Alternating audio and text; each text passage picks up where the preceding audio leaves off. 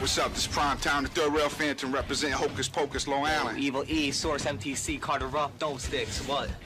YG12 MTC Productions, Carteret NJ, baby. DSC, aka David Shalom in the NYC, making all shits to swallow.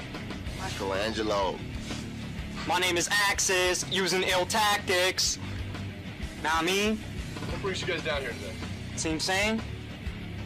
Trying to represent who we are, you know what I'm saying? How we doing still? You gotta understand, the best golf is black, the best rap is white. You understand what I'm saying? Repping it, don't matter where we are. We're here to take this back or to rob them like we robbed R&B, you know what I'm saying? Oh, shit. Ooh. Ooh. Yeah. Okay, now it's time for Wigger Heaven. You know, this whole bit came about finding the best wigger in the tri-state area, or any area for that matter. It came about because the great rap star Snoop Doggy Dogg was coming in here, and he bombed out on us this weekend. His private jet couldn't get him here fast enough, not till 10 a.m. I thought that was the beauty of a private jet. It left when you wanted to. Not Snoop Dogg's. Oh. Snoop Dogg's private jet was late. It has a schedule. Yeah. It's on CPT. Yeah. There's a lot wrong with that sentence. Anyway, so I asked Isaac to come in here, who works for the E-Television Network. So what's up? Yeah, he's a wigger. Yeah. So is he going to be a judge now? I'm going to let him judge with us because, I mean, he's the closest thing we've got on our staff to a wigger. I'm just going to help out on the viewpoint, you know. Yeah, what's up? What up, baby? Hey, what's that thing called, that hat you're wearing? Oh, it's just a Scully. A Scully. Yeah, hoodie, hood cap, whatever you want to call it. You wore that today to work? Well, you know, I wear it because I ain't got no hair. I'm freezing cold. Yeah, you shave your head like a black dude. Yo. Was that right? I shave my head because I ain't got no hair. No, he shaves his head. He has hair. That's so not true.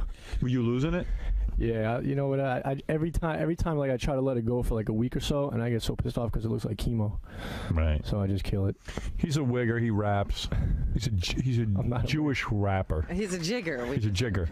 I love hip hop. I love hip hop. Jewish wigger. Not a wigger. Jigger. Yeah. He's a jigger. Yo, Jigger. What up, Flair? My jigger. Where's my jiggers?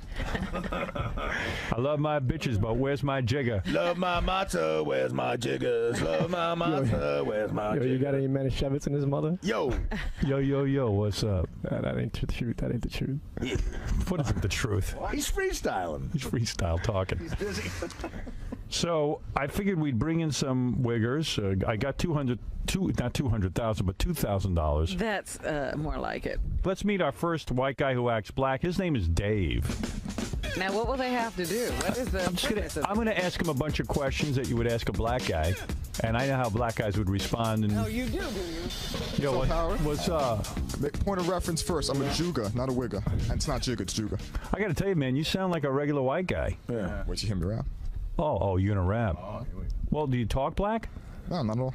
Oh, you just rap? Absolutely. So you're not a wigger. You're not even a wigger. Leave. You don't even dress like a black guy. I'm just everyday Juga from Shaolin on the Upper West Side, yo. All right, I'll let you rap, but I thought I was going to be talking to a black man. How come you can't talk black? If I ask you a question, can you answer as a black man? My penis can answer as a black man. All right, let's hear you rap. I can see you're a regular comedian. Go ahead, Dave. Yeah, he's neither a wigger nor a comedian. I can see $2,000 isn't in your future. What you wanna do? Wanna do mitzvahs? Make money where it sits us? Who be dipping in the grain with the matzahs? Try to be down, roll blunts with the Schwarzers? What you wanna do? Wanna eat kosher? Fat Branger Ralph Moshe? Get him price on the microwave toaster? Dude, what happened to you? You are a mess. I mean, what do you do for a living? Nothing. I'm gainfully unemployed. I knew it. Oh, no. You're whacked out of your skull, dude. Yo, this guy's whack, Howard. All right, Dave, step aside. We're going to meet a real wigger. This guy's even got a black name. His name is Third Rail Phantom. All right? He's got a real black man's name. What's up, Happy? Yo, what's up? With the big, so you got the big clothes on. What's up, my white friend? Guy. Hold on, baby. Y'all trying to give me a scale. That's what you're doing, right? Let me ask you a question. What's up? If you found out one of your friends was gay, what would you do? Shoot that kid. Shoot that See? kid. That's how a black guy is. Get out. Isn't that true, Robin? No. That's No. who you are. All right. Over there. He's hiding. Isaac, what do you think of this guy? This guy seems to be pretty real to me. I mean, you know. Isaac, you're nuts. Come on, man. Get off of him for a minute, baby. Get ball for He him. looks a look. Oh, there, yo, my man right there. Yo, All right? third round. Third rail. Where are you from? I'm from Long Beach, Long Island. Long Beach, Long Island? Yeah. That's all white guys. That is white guys, right? There's you ain't been down there in a projects over while, there. though. There's projects in Long Beach. All right, let me ask you something. He hasn't seen them. Who's the best rap guy out there? Come on, Biggie Smalls, forever. Biggie Smalls forever. That's your man. Forever. I agree. What about Tupac? I'm East Coast, baby. Biggie Smalls, forever. You think Tupac is still alive? Have you In seen him? Kansas, yeah, probably in Kansas somewhere. All right. If a cop pulls over your car, and you got some chronic in your car, right, and your buddy's sitting there, do you blame your buddy or do you take the rap? Nah, the object is not to have chronic in your car. See, this is no Wigger. That's no. Yeah, what kind of Wigger? How are you is going to drive? You got to be high. Come on, man. Put it at the lab. Do you This is rap the at lab. all? Yeah. Let me hear you rap. Let me hear some freestyle. I'm 1 in a million. Reminisce with y'all. What's the beat? All right, here we go. Yo. I'm 1 in a million. Reminisce with Jill's building. Mentally prophesied, devise a plan to feed my children. My plans to annihilate the entire state, then damn them. It's the phantom and I execute verbal attacks at random as I sift through the ruins of my own doings amongst the meek. While I ponder from the meadow down to the creek, it's kind of wild. My childhood thoughts only underline the pain. Personality switch up like schizophrenic. All right, there you go. What do you think of Third Rail Phantom, Robin? You're the one that said I was not good. Not impressed. Isaac, is there anything going on here with this guy? He's all right. What's your day job? I'm a biomedical tech. Yeah, see, he's a white guy. He's a white guy. Come on, I gotta be on the streets, but I gotta support my All children. right, let's you know meet what I mean? let's meet our next guy. Yeah. All right, this is Evil E. Evil E. Evil E has a black man's name. That's good. That's right away good. Looks like Dennis the Menace. Evil E, what up? What up? What's up, man? You don't sound that black to me. Dude, I'm white. I'm the snowman. Yeah, but I mean, I thought you're a Wigger. What is it? We tried You to might have call me a Wigger. Wigger, you know? He looks like the little dude from Malcolm in the Middle. Do you rap at all? I don't rap, but, you know. I'm Do you part talk black at all? probably not, but, you know. Why are you down here then? I'm just chilling, man. I got my man YG. He's out to shit on everybody in this place. Oh, all right, we're done with you, Evil E. Dude, you don't rap? You don't rap? Don't be so evil. What are you a bad tipper? Who was the person? I'm a bad tipper, hell yeah. All right, you Evil E, qualify. you're done. Who approved this guy? Yeah, who was the person? No, I who walked up, approved they it? said, come in. Oh, they did. All right, Evil E, thank you. Well, get out. Get out. I'm still waiting for a real Wigger to walk. Here's the guy, YG12. YG12. Now, this guy's got an attitude. This guy looks See? like he's straight out of a mental Another hospital. one. Yeah, YG12, how are What's you? up, Howard? How you doing? Give me the significance of your name. YG stands for Yabo G. 12, that's my name. It's not a birth name, obviously, but that's my rapping name I go by, and I shortened it down to YG. The 12 stands for Carteret, New Jersey. Exit 12 on the Turnpike, and that's where I represent. MTC, that's right, Artie, peace, man. Are you talking black right now? I talk the way I talk every day. I don't prefer black. I don't consider myself a Wigger. I'm more of like a cracker, if you ask me my damn self. But This is the worst set of Wiggers. Yeah, we've not found one authentic Wigger. but I rap and stuff, and that's why I'm here. I'm the one that actually brought Evil E here. He does my beats and stuff. Thanks for that. Oh, I see. Evil E does the beats. Thanks for bringing Evil E. All right, here we go. Yeah, thanks for that. Here's YG12. Go ahead here, YG12. Yeah. 1, 2, YG, check it. I rock the microphone when I burn it real slow. I do it all the time, day and night, like Howard Stern show. We represent, stay bent, the resident, the YG 1-2. Yeah, that's my residence. No evidence, no fingerprints. I do it up, yeah. It's like a hairballs and list. I do it up all the time. Now who's the bestest? I keep your microphone heads nodding like Robin's breast is. I do it up all the time. It ain't no joke, man. I do it up like Artie Lang with the coke, man. I'm out of here for a freaking week, like Bob Bowie growing large like the teeth. Yeah, I do it up like Casey be a homo now. I don't know. I heard it on the radio before. Up in the green room, I do what I bring the team to doom. I open my eyes now. I start to consume. Yeah, Howard, that's right. I'm a fan. Let me. Wow. FDFCC. YG. I ain't never getting banned, dog. YG. Style. I ain't written down nothing, dog. All right. Now you're wiggering out on me. That's good. Now we got something to hear. YG12. What do you think of him, Isaac? I think YG12 is cool. I like the fact that he's freestyling. He's not doing anything written. YG, let me ask you a question. Yes. YG12. You're at a house party. Mm-hmm. You dip into the bucket in the fridge. You see you got Amstel, you got Miller Lite, you got Bud, you got Schlitz, you got Steel Reserve, you got OE. What do you drink? Out of that selection, I'm gonna go with OE. But in that case, I would bring my own Heineken or Beck's personally. All right, I would have said Steel Reserve, but I'm not down with the extra strength stuff. got I don't like All that. right. Well, there's YG12 in this Wigger contest, Robin. That I don't know. Disappointing. Howard, can I say that Sorry, Rob. compared to to these guys, Isaac is like James Brown. Yeah, Isaac is black. Talk a little freestyle to these guys here. I mean, you're more of a wigger than these guys, aren't you? I'm not a wigger. You're so a wigger. Dude, OE. I would have put Heineken on there myself, man. That's all me and my friends ever drink. All right, Sean, you're on the air. Yeah, what's up? It's Sean. What up, Sean? Yo, these crackers are fucking whack. Oh, thank you, Sean. Now that's a Wigger move. I got Check a it question out on the for, microphone. There's no equal. I'd be like John Carver. Wake up, white people. All right, let's go to our next wigger. We're going to go to Michelangelo. I don't know what this guy's deal is. Just take a look at him. Come on in. This is a character. Well, this guy's black. At least he's black. I mean, we might hear some black. I'm a nigga playing a wigger, playing a nigga. Yeah, but you're a white. You're not a white guy. We're looking for wiggers. Well, let me freestyle anyway. Go ahead. Let me do some freestyle. This is a black man. He should I be able mean, to. he might be the best wigger here. This dude's a throwback. He looked like Pookie from New Jack City. That's right. Let me tell you a story about a man named Corey. Now the case about the human race. These are the words that he said to me, which I'm going to sing in harmony. Why do I take a drink every night? Wake up saying it's all right, thinking of my problems all damn night. I ain't got a job, looking like a slob, waiting for a check. My head in the wreck. Spill blood all over the place. The man got shot because he didn't have the ace. Let me ask you something. What?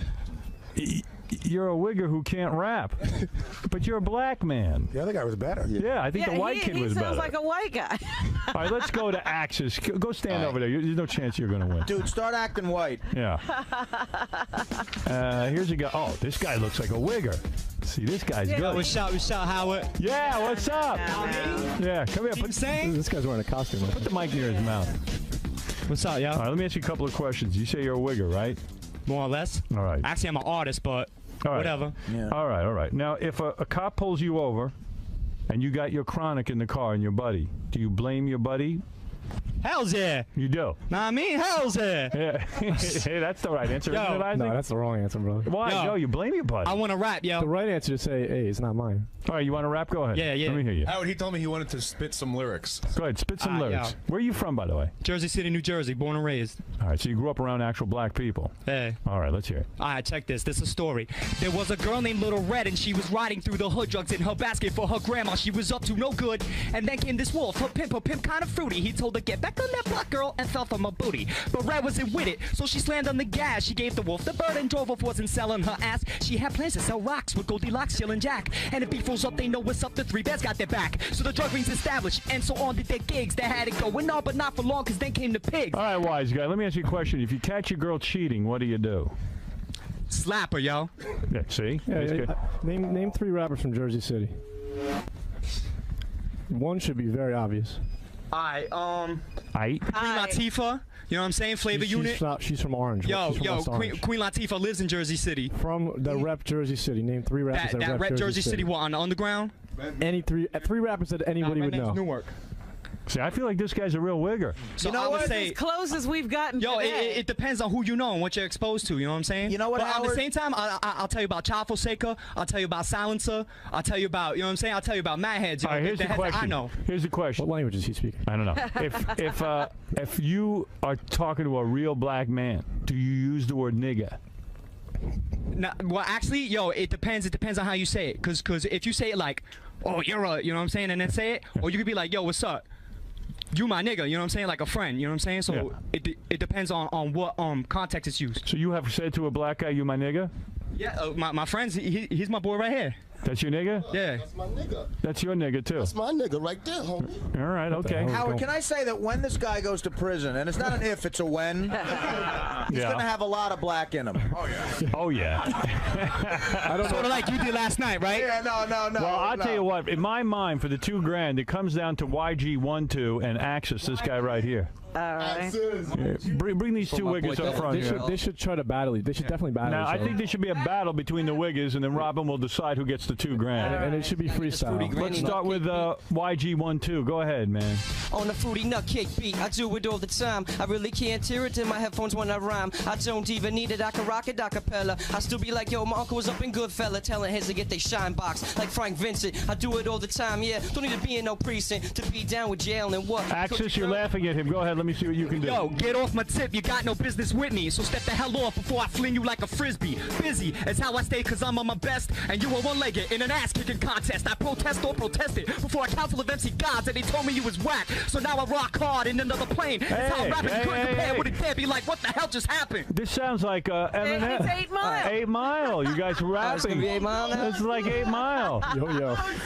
It's a big battle. Come back with All that. right, I'm voting, and I'm going to say my vote goes to, I like YG1 too, but I think Axis has got the whole Wigger act down. Biggity bam! Say no Alright, act, I thank ain't no you. character rap. I think that Axis, though, is got the more the freestyle. He's more authentic. More authentic Wigger. I definitely give it to Axis because he did it real. He faced YG1 too. He came with the real freestyle flow. He wasn't talking. Cool, I didn't know what You know what? YG was good. YG was good, but it's a matter. Battle is who's the best. You know what? Yeah. What is it, Artie? My vote. Like I said in the green room, we don't kill each other like black rappers. No, my vote is for Vinny Testaverde on the right there. Oh, yeah. Look at that guy. He was really Can I just give a quick shout out to my family, you know what I'm saying? All right, here's Axis. Yo, this is a shout out to my family in Jersey. I love you. You know what I'm saying? I want to give a shout out to former members of One Missing, a group I used to be with, you know what I'm saying? It's not the Academy Awards, my friend. Yeah. Yeah, you didn't win that. Halle Berry. We just crowned you with a red scarf, which shows you're a member of the Crips. And some bling bling. And here's some bling bling for you that we're going to put on you. Bling bling. That's it. Do you have a black girlfriend? Thanks for even having me down here, man. I appreciate that. Let me look at you. I love Grab women the all microphone. shapes and sizes, yo. Let me talk to our winner. Axis, have you ever had sex with a black woman? Yeah. You have. You got a black girlfriend? At one point in time, yeah. You did. Now you're banging a white chick, or you don't even have a girl? Right now I'm single. Do you have a job?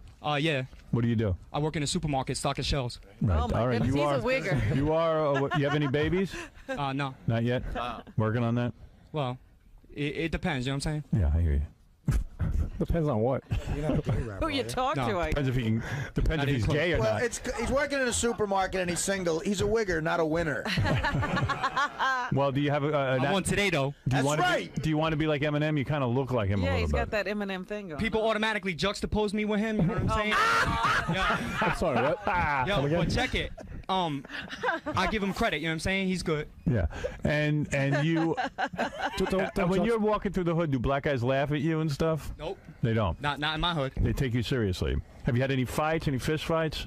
Through life, yeah, of course. Yeah. You keeping it real? It happens. Right. You keeping it real? That's the only way to be. I Right. mean, Right. Okay. Well, there he is. $2,000 he wins. We finally found a Wigger. Okay. Yeah, we finally found a Wigger. We have a Wigger, ladies and gentlemen, and his name is Axis. Yeah. Congratulations, Axis. Thank you. Don't juxtapose yourself to anybody here. Yeah. That's right. Right. I juxtapose myself to Eminem, yo. But Are you a toothpaste blood is or on aisle 8. are you more of a blood or a Crip? Nah, I don't gangbang, yo. I try to stay away from that. He's got all the right answers. Yeah, I don't gangbang, yo. Yo. You got a criminal record? You're a very white guy, too, which is funny. You should call yourself MC Casper. Okay, Casper the Friendly Ghost. Do you have a criminal record? It got erased at the age of 18. What did you do? What are some of the offenses? I wouldn't like to say that. Really? Please. It's a race. It's a race. What'd Just you say do? it. It's okay, man. It's a race. It's cool. We're all white in here. You know what I'm saying? I heard you actually littered. He spit. He spit on a sidewalk. Did you litter? He didn't rewind the tape, I think. Yo, you know what I'm saying? It's not about gaining props over that. It's more or less just like. You know Did what I'm you saying? steal? Trying to put the past in the past. You know what I'm saying? Yo, just because I have a hip hop style, this America, I can dress any damn way I want. You know what I'm saying? Yeah. Listen, just because I have a hip hop style, don't mean I'm a criminal, and don't mean like, you know what I'm saying? That. But you were. But I heard when you were a kid, you walked a dog without a leash, and you got into some serious trouble. You're funny. That's why you look like Morticia. Been punched in the nose. Got 2 black eyes. Whoa! What? So do you say that you were young and you fell into the wrong side, the dark side? But I learned from my mistakes. You know what I'm saying? How old were you when you first got into trouble? I don't know, like I guess 15. Did you go to detention? Did you go to like one I of was in those? Secaucus Youth House. Yeah. Oh, you were? Oh, I know what that was for. Overdue library books. Nah, I was for saying Howard stole Ozzy Osbourne's look with the long hair and them glasses. What's the reason that you were in? Were you into drugs? As a matter of fact, I just turned my life around like in 2001.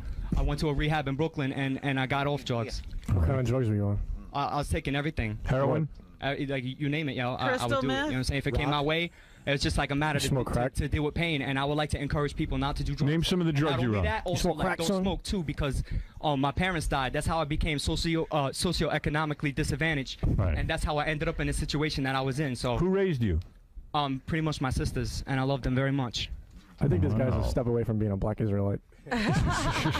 He's like, You're very close to being black, sir. Chapter 3. Very close. Well, you know what? Do you have Eminem hairstyle? Yo, I'm a human being. Let me You see. know Take what off your I'm hat. Let me see your hair. Do you have blonde hair like Eminem? Oh yeah, he's got the blonde hair. Aight. Aight. Hey, you know what? I might be like Dr. Dre. I might take this kid and put him on There the. you He's your go. protege. Yeah. Do so. He really is a wigger because Yo, I've written thousands of songs over like a decade, and this is like pretty much my first exposure. I wonder if was I in could make some LA, money yo, with you. I went out to LA to plain land that I have $50 in my pocket. That's how hard I was trying to get somewhere. You know what I'm saying? I heard your show in LA, so I know this is going out there. You know what I'm saying? Shout out to cats in Hollywood too. I might have to back you. You know why none of these guys Pop are up in really the video. None of these- Like Trey. None of these guys are really good at acting black because it's 8 o'clock in the morning and they all showed up. Well, let me tell Maybe you the something. really good ones Yo, just when it comes to making it, I was here at 4 o'clock. Hey, Axis, good luck with your career, and I got to tell you, you win $2,000 today just for being a good wigger. Thank you. All right, there he is, our Congratulations. ace wigger, Axis. Yeah, yo. I want to thank the rest of you wiggers over there too, especially that black guy. Yeah, that was a good performance. All you wiggers and the black guy. I love those breasts. All right, we're gonna take a break. We'll be back. We found a wigger. Hi, wiggers. The eagle has landed. We'll be back right after these words. Yeah, my boy, what? Axis, yeah! So, dude, you disappointed you didn't win? Nah, come on, baby. Still gotta represent, you know. What's up, Howard? Artie, I love you, man. And you're not as fat as everybody says you are, man. You all right. Yo, YG, what happened, man? Hey, man, you win some, you lose some, man. I'm just honored to be on here. I wasn't even caring about the cash. Just wanted to come on and spit what I had to spit. Was nothing written down. I didn't practice, rehearse, nothing for this. I came up 48 hours, stoned, drunk, up. We did this my boy's birthday yesterday, Evil E, who cursed on the radio. MTV Productions, dude. Domestics, Double D. We did this, dog, so I am a winner. Simple as that, dog. Word up. Who gives a shit? Yo, shout out. Congratulations, dude. You won. Yo, Howard, say you was a coward. Thank you. Dude, how do you feel, man? You're the ultimate wigger. I'm going to Disney World, yo. You know what I'm saying? Representing Jersey City. Yo, what's up? LESA and Snoopy and all y'all cats from out there. Yo, what's up? You're not forgotten. You know what I'm saying? TLB, old school TLB representing. All right, man. Well, congratulations. All right, you man. earned it. You earned it, man. Thank you. That's whack, Howard. All right, Dave, step aside. We're going to meet a real wigger. This guy's even got a black name. His name is Third Rail Phantom. All right? He's got a real black man's name. What's up, Howard? Yo, what's up? It was the big. See, you got the big clothes on. What's up, my white friend? What's going on, baby? Y'all trying to give me a scale. That's what you're doing, right? Let me ask you a question. What's up? If you found out one of your friends was gay, what would you do? Shoot that kid. Shoot that See? kid. That's how a black guy is. Get out. Isn't that true, Robin? No. That's No? who you are. All right. Over there. He's hiding. Isaac, what do you think of this guy? This guy seems to, he seems to be pretty real to me. I mean, you know. Isaac, you're nuts. Come on, man. Get off of him for a minute, baby. Get off of He him. looks a look. Oh, there, yo, my man right there. Yo, All right? third rail. Third rail. Where are you from? I'm from Long Beach, Long Island. Long Beach, Long Island? Yeah. That's all white guys. That is white guys, right? There's you ain't been down there in a projects over while, there. though. There's projects in Long Beach. All right, let me ask you something. He hasn't seen them. Who's the best rap guy out there? Come on, Biggie Smalls, forever. Biggie Smalls forever. That's your man. Forever. I agree. What about Tupac?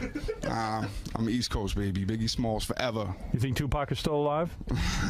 Have you In seen Kansas, yeah, probably in Kansas somewhere. All right. If a cop pulls over your car, and you got some chronic in your car, right, and your buddy's sitting there, do you blame your buddy or do you take the rap? Nah, the object is not to have chronic in your car. See, this is no wigger. That's no. Yeah, what kind of wigger? How are you going to drive? You got to be high. Yeah, put it at the lab. Do you This rap the at lab. all? Yeah. Let me hear you rap. Let me hear some freestyle. I'm one in a million. Reminisce with y'all. What's the beat? All right, here we go. Yo. I'm one in a million. Reminisce with Jill's building. Mentally prophesied, devise a plan to feed my children. My plans to annihilate the entire state, then damn them. It's the phantom, and I execute verbal attacks at random as I sift through the ruins of my own doings. Amongst the meek, while I ponder from the meadow down to the creek, it's kind of wild. My childhood thoughts only underline the pain. Personality switch up like schizophrenic. All right, there you go. What do you think of Third Rail Phantom, Robin? You're the one that said I was not good. Not impressed. Not Isaac, is there anything going on here with this guy? He's all right. What's your day job? I'm a biomedical tech. Yeah, see, he's a white guy. He's a white guy. Come on, I gotta be on the streets, but I gotta support my children. All right, let's meet our next guy. Yeah. All right, this is Evil E. Evil E. Evil E has a black man's name. That's good. That's right away good. Looks like Dennis the Menace. Evil E, what up? What up? What's up, man? You don't sound that black to me. Dude, I'm white. I'm the snowman. Yeah, but I mean, I thought you were a Wigger. What is it? We tried You to might have call a me a Wigger. Wigger, you know? He looks like the little dude from Malcolm in the Middle. Do you rap at all? I don't rap, but, you know. I'm Do you part talk black at all? probably not, but, you know. Why are you down here then? I'm just chilling, man. I got my man YG. He's got the shit on everybody in this place. All right, we're done with you, Evil E. Dude, you don't rap? You don't rap? Don't be so evil. What are you a bad tipper? Who was the person? I'm a bad tipper, hell yeah. All right, you Evil E, qualify. you're done. Who approved this guy? Yeah, who was the person? No, I who walked up, approved they it? said, come in. Oh, they did? All right, Evil E, thank you. Well, get out. Get out. I'm still waiting for a real Wigger to walk Here's in the door. guy, YG12. YG12. Now, this guy's got an attitude. This guy looks See? like he's straight out of a mental Another hospital. one. Yeah, YG12. How are What's up, you? Howard? How you doing? Give me the significance of your name. YG stands for Yabo G. 12, that's my name. It's not a birth name, obviously, but that's my rapping name I go by, and I shortened it down to YG. The 12 stands for Carteret, New Jersey. Exit 12 on the Turnpike, and that's where I represent. MTC. That's right, Artie. Peace, man. Are you talking black right now? I talk the way I talk every day. I don't prefer black. I don't consider myself a Wigger. I'm more of like a cracker, if you ask me my damn self. But This is the worst set of Wiggers. Yeah, we've not found one authentic Wigger. but I rap and stuff, and that's why I'm here. I'm the one that actually brought Evil E here. Yo, what's up? This is Prime Time, the Third Rail Phantom, representing Hocus Pocus, Long Island. Evil E, Source, MTC, Carter Ruff, Don't Sticks, what? YG 12 MTC Productions, Carteret, NJ, baby. DSC, aka David Shalom in the NYC, making all shits to swallow. Michelangelo. My name is Axis, using ill tactics. Know what I mean? What brings you guys down here today? See what I'm saying? Trying to represent who we are, you know what I'm saying? How we're doing still. Gotta understand, the best golf is black, the best rap is white. You understand what I'm saying? Repping it. Don't matter where we are. We're here to take this back or to rob them like we robbed R&B. You know what I'm saying? Shit. Ooh. Ooh. Yeah. Okay, now it's time for Wigger Heaven. You know, this whole bit came about finding the best Wigger in the tri-state area, or any area for that matter. It came about because the great rap star Snoop Doggy Dogg was coming in here, and he bombed out on us this weekend. His private jet couldn't get him here fast enough, not till 10 a.m. I thought that was the beauty of a private jet. It left when you wanted to. Not Snoop Dogg's. Oh. Snoop Dogg's private jet was late. It has a schedule. Yeah. It's on CPT. Yeah. There's a lot wrong with that sentence. Anyway, so I asked Isaac to come in here, who works for the E-Television Network. So what's up? Yeah, he's a Wigger. Yeah. So is he going to be a judge now? I'm going to let him judge with us because, I mean, he's the closest thing we've got on our staff to a Wigger. I'm just going to help out on the viewpoint, you know. Yeah, what's up? What up, baby? Hey, you what up, wear, player? what's that thing called, that hat you're wearing? Oh, this is just a Scully. A Scully. Yeah, hoodie, hood cap, whatever you want to call it. You wore that today to work? Well, you know, I wear it because I ain't got no hair. I'm freezing cold. Yeah, you know shave what your I'm head like a black dude. Yo. Was that right? I shave my head because I ain't got no hair. No, he shaves his head. He has hair. It's so not true. Were you losing it? Yeah, you know what? I every time like I try to let it go for like a week or so, and I get so pissed off because it looks like chemo. Right. So I just kill it. He's a Wigger. He raps. He's a Jewish rapper. He's a jigger. He's a jigger. I love hip hop. I love hip hop. Jewish Wigger. Not a Wigger. Huge Wigger. Yeah. He's a jigger. Yo, Jigger. What up, player? My jigger. Where's my jiggers? I love my bitches, but where's my jigger? Love my matzah, where's my jiggers? Love my matzah, where's my jiggers? You got any Manischewitz in his mother? Yo. Yo, what's up? That ain't the truth. That ain't the truth. What isn't the truth? He's freestyling. He's freestyle talking. He's busy. So I figured we'd bring in some Wiggers. I got not $200,000, but $2,000. That's more like it. Let's meet our first white guy who acts black. His name is Dave. Now, what will they have to do? What is the I'm gonna ask him a bunch of questions that you would ask a black guy, and I know how black guys would respond. And Oh, you do you? Yo, So, Howard? what's up? Point of reference first. I'm a Juga, not a Wigger. And it's not Jigga, it's Juga. I gotta tell you, man, you sound like a regular white guy. Yeah. What, you hear me rap? Oh, you're gonna rap. Well, do you talk black? No, not at all. Oh, you just rap. Absolutely. So you're not a Wigger. You're not even a Wigger. Leave. You don't even dress like I'm a just black guy. everyday Juga from Shaolin on the Upper West Side, yo. All right, I'll let you rap, but I thought I was going to be talking to a black man. How come you can't talk black? If I ask you a question, could you answer as a black man? My penis can answer as a black man. All right, let's hear you rap. I can see you're a regular comedian. Go ahead, Dave. Yeah, he's neither a Wigger nor a comedian. I can see $2,000 isn't in your future. What you wanna do? Wanna do mitzvahs? Make money where it sits us? Who be dipping in the grain with the matzahs? Try to be down, roll blunts with the schwarzers? What you wanna do? Wanna eat kosher? Fat Branger Rap Moshe? Get her price on the What microwave happened, toaster? dude? What happened to you? You are a mess. I mean, like, what do you do for a living? Nothing. I'm gainfully unemployed. I knew it. Oh, no. You're whacked out of your skull, dude. Yo, this guy. Hey. All right, let's hear it. All right, check this. This is a story. There was a girl named Little Red, and she was riding through the hood, drugs in her basket for her grandma. She was up to no good. And then came this wolf, her pimp kind of fruity. He told her, get back on that block, girl, and fell from her booty. But Red wasn't with it, so she slammed on the gas. She gave the wolf the bird and drove off, wasn't selling her ass. She had plans to sell rocks with Goldilocks, Jill, and Jack. And if beef rolls up, they know what's up. The three bears got their back. So the drug rings established, and so on did their gigs. They had it going on, but not for long, because then came the pigs. All right, wise guy, let me ask you a question. If you catch your girl cheating, what do you do?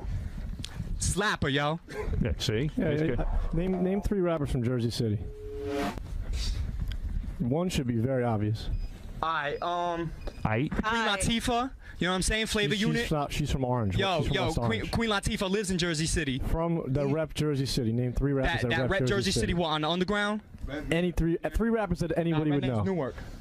See, I feel like this guy's a real Wigger. So You know I would what? say, As close as we've gotten yo, today. it depends on who you know and what you're exposed to. You know what I'm saying? You know what, But at the Howard? same time, I'll tell you about Child Forsaker. I'll tell you about Silencer. I'll tell you about, you know what I'm saying? I'll tell you about Mad Heads. All right, here's the heads that question. I know. Here's the question. What language is he speaking? I don't know. If you are talking to a real black man, do you use the word nigga? Nah, well, actually, yo, it depends. It depends on how you say it. Cause if you say it like, oh, you're a, you know what I'm saying, and then say it, or you could be like, yo, what's up? You my nigga, you know what I'm saying, like a friend, you know what I'm saying. So it depends on what context it's used. So you have said to a black guy, "You my nigga"? Yeah, my friends, he's my boy right here. That's your nigga? Yeah. That's my nigga. That's your nigga too. That's my nigga right there, homie. All right, okay. Howard, can I say that when this guy goes to prison, and it's not an if, it's a when, he's going to have a lot of black in him. Oh, yeah. Oh yeah. I don't sort of like you did last night, right? Yeah, no. Well, I'll tell you what. In my mind, for the $2,000, it comes down to YG12 and Axis. This guy right here. All right. Yeah, bring these two Wiggers up front. They should try to battle it. They should definitely battle. Now, I each other. think there should be a battle between the Wiggers, and then Robin will decide who gets the $2,000. And it should be freestyle. Let's start with YG12. Go ahead, man. On the fruity nut cake beat, I do it all the time. I really can't hear it in my headphones when I rhyme. I don't even need it, I can rock it a cappella. I still be like, yo, my uncle was up in Goodfella, telling heads to get they shine box. Like Frank Vincent, I do it all the time, yeah. Don't need to be in no precinct to be down with jail and what. Axis, you're laughing at him. Go ahead, let me see what you can do. Yo, get off my tip, you got no business with me. So step the hell off before I fling you like a frisbee. Busy, it's how I stay cause I'm on my best. And you were one-legged in an ass-kicking contest. I protested before a council of MC gods and they told me you was whack. So now I rock hard in another plane. It's how rapping couldn't compare with a dad. Be like, what the hell just happened? This sounds like Eminem. It's 8 Mile. 8 Mile. You guys rapping. It's gonna be 8 Mile now? It's like 8 Mile. Yo.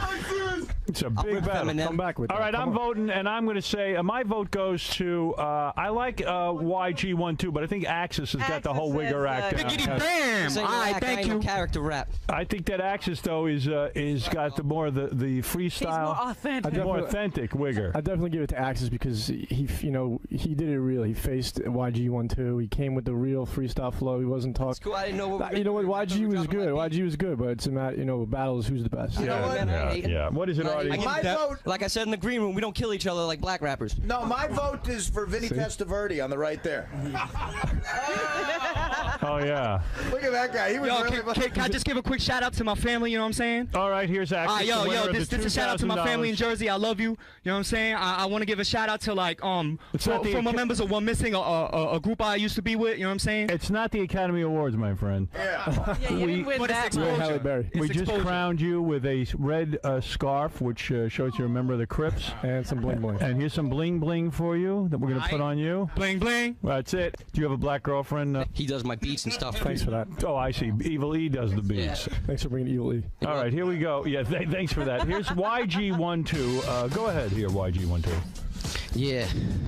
1, 2, YG, check it. I rock the microphone when I burn it real slow. I do it all the time, day and night, like our Stern show. We represent Stay Bent, the resident, the YG12. Yeah, that's my residence. No evidence, no fingerprints. I do it up, yeah. It's like a hairballs and list. I do it up all the time. Now who's the bestest? I keep your microphone heads nodding like Robin's breast is. I do it up all the time. It ain't no joke, man. I do it up like Artie Lang with the coke, man. I'm out of here for a freaking week, like Bob Booey, growing large like the teeth. Yeah, I do it up like Casey be a homo. Now I don't know. I heard it on the radio before. Up in the green room, I do what I bring the team to doom. I open my eyes now. I start to consume. Yeah, Howard. That's right. I'm a fan. Let me. Wow. FDFCC. YG. We ain't never getting banned, dog. YG. I ain't written down nothing, dog. No, all right.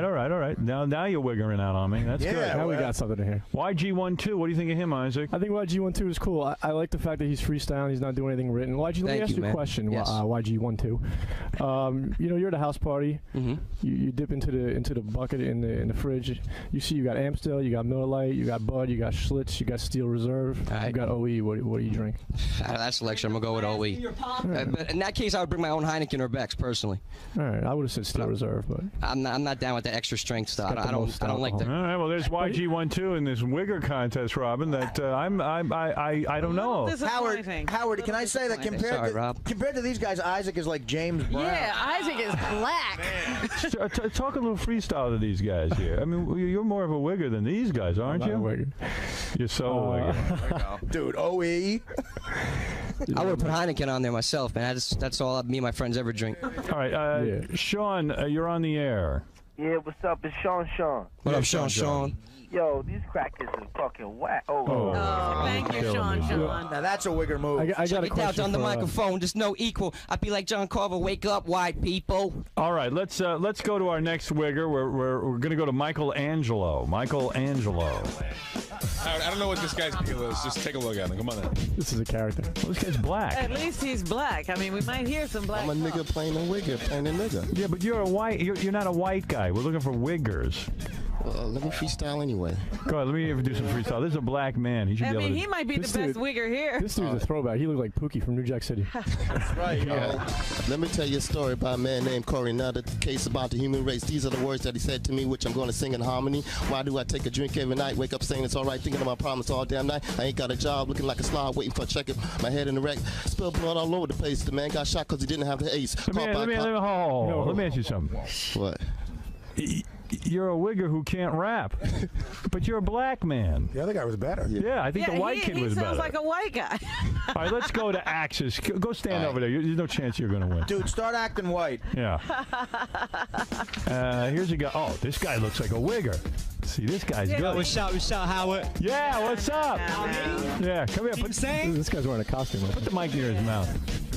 What's up, y'all? All right, let me ask you a couple of questions. You say you're a Wigger, right?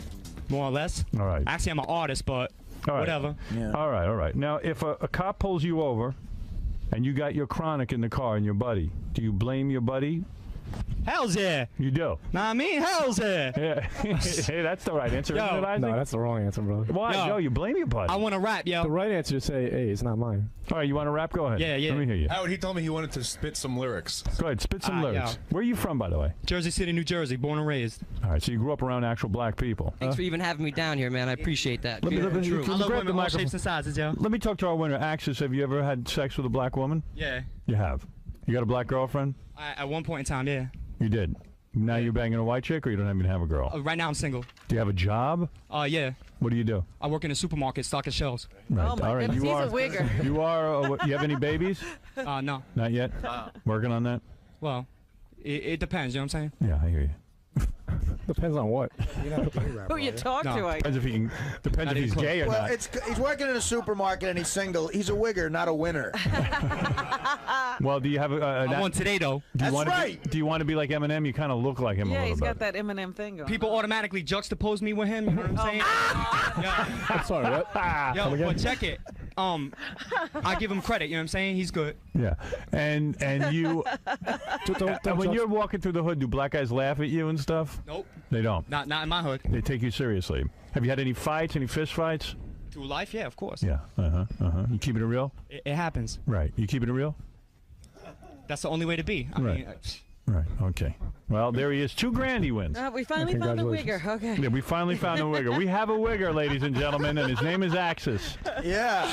Congratulations, Axis. Thank you. Don't juxtapose yourself to anybody here. Yeah. That's right. Right, I juxtapose myself to Eminem, yo. But Are you a toothpaste blood is or on aisle 8. Are you more of a blood or a Crip? Nah, I don't gangbang, yo. I try to stay away from that. He's got all the right answers. Yeah, I don't gangbang, yo. Yo. You got a criminal record? You're a very white guy, too, which is funny. You should call yourself MC Casper. Okay, Casper the Friendly Ghost. Do you have a criminal record? It got erased at the age of 18. What did you do? What are some of the offenses? I wouldn't like to say that. Really? Please. It's a race. It's a race. What'd Just you say do? it. It's okay, man. It's a race. It's cool. We're all white in here. You know what I'm saying? I heard you actually littered. He spit. He spit on a sidewalk. Did you litter? He didn't rewind the tape, I think. Yo, you know what I'm saying? It's not about gaining props over that. It's more or less just like. You know Did what I'm you saying? steal? Trying to put the past in the past. You know what I'm saying? Yo, just because I have a hip hop style, this America, I could dress any damn way I want. You know what I'm saying? Yeah. Listen, just because I have a hip hop style, don't mean I'm a criminal, and don't mean like, you know what I'm saying? That. But you were. But I heard when you were a kid, you walked a dog without a leash, and you got into some serious trouble. You're funny. That's why you look like Morticia. Been punched in the nose. Got 2 black eyes. Whoa! What? So do you say that you were young and you fell into the wrong side, the dark side? But I learned from my mistakes. You know what I'm saying? How old were you when you first got into trouble? I don't know, like I guess 15. Did you go to detention? Did you go to like one I of was in those? Secaucus Youth House. Yeah. Oh, you were. Oh, I know what that was for. Overdue library books. Nah, I was for saying Howard stole Ozzy Osbourne's look with the long hair and them glasses. What's the overdue? What's the reason that you were in? Were you into drugs? As a matter of fact, I just turned my life around like in 2001. I went to a rehab in Brooklyn and I got off drugs. What kind of drugs were you on? I was taking everything. Heroin? Like you name it, yo. I Crystal would do it. You meth? know what I'm saying? If it came my way, it was just like a matter You smoke crack? to deal with pain, and I would like to encourage people not to do drugs. Name some of the drugs Not you're only on. that, also smoke like, crack, don't son? smoke too because my parents died. That's how I became socioeconomically disadvantaged, Right. and that's how I ended up in the situation that I was in. So Who raised you? pretty much my sisters, and I love them very much. I think this guy's Wow. a step away from being a black Israelite. He's like, You're very close to being black, sir. Chapter 3. Very close. Well, you know what? Do you have Eminem hairstyle? Yo, I'm a human being. Let me You see. know Take what off your I'm hat. Let me see your hair. Do you have blonde hair like Eminem? Oh yeah, he's got the blonde hair. Alright. Hey, you know what? I might be like Dr. Dre. I might take this kid and put him on. There you He's your go. protege.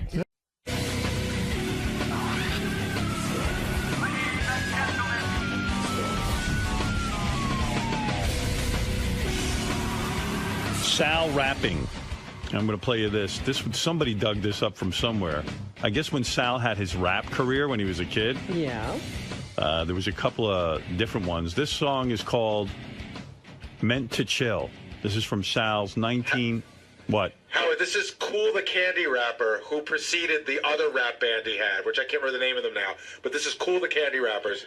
So his name was Cool the Candy Rapper? Right, and then after Cool the Candy Rapper came G-Man. So Sal's name was Cool the Candy Rapper. That is correct. What Wow. did Sal's father think of him rapping this black art form when he was such a racist I don't know. guy? Like Sal's whole, like Sal's like kind of racist. And everyone's racist, but yet he's completely enamored with black culture. Yeah. Doesn't make any sense. I'm considered fresh, the people call me deaf.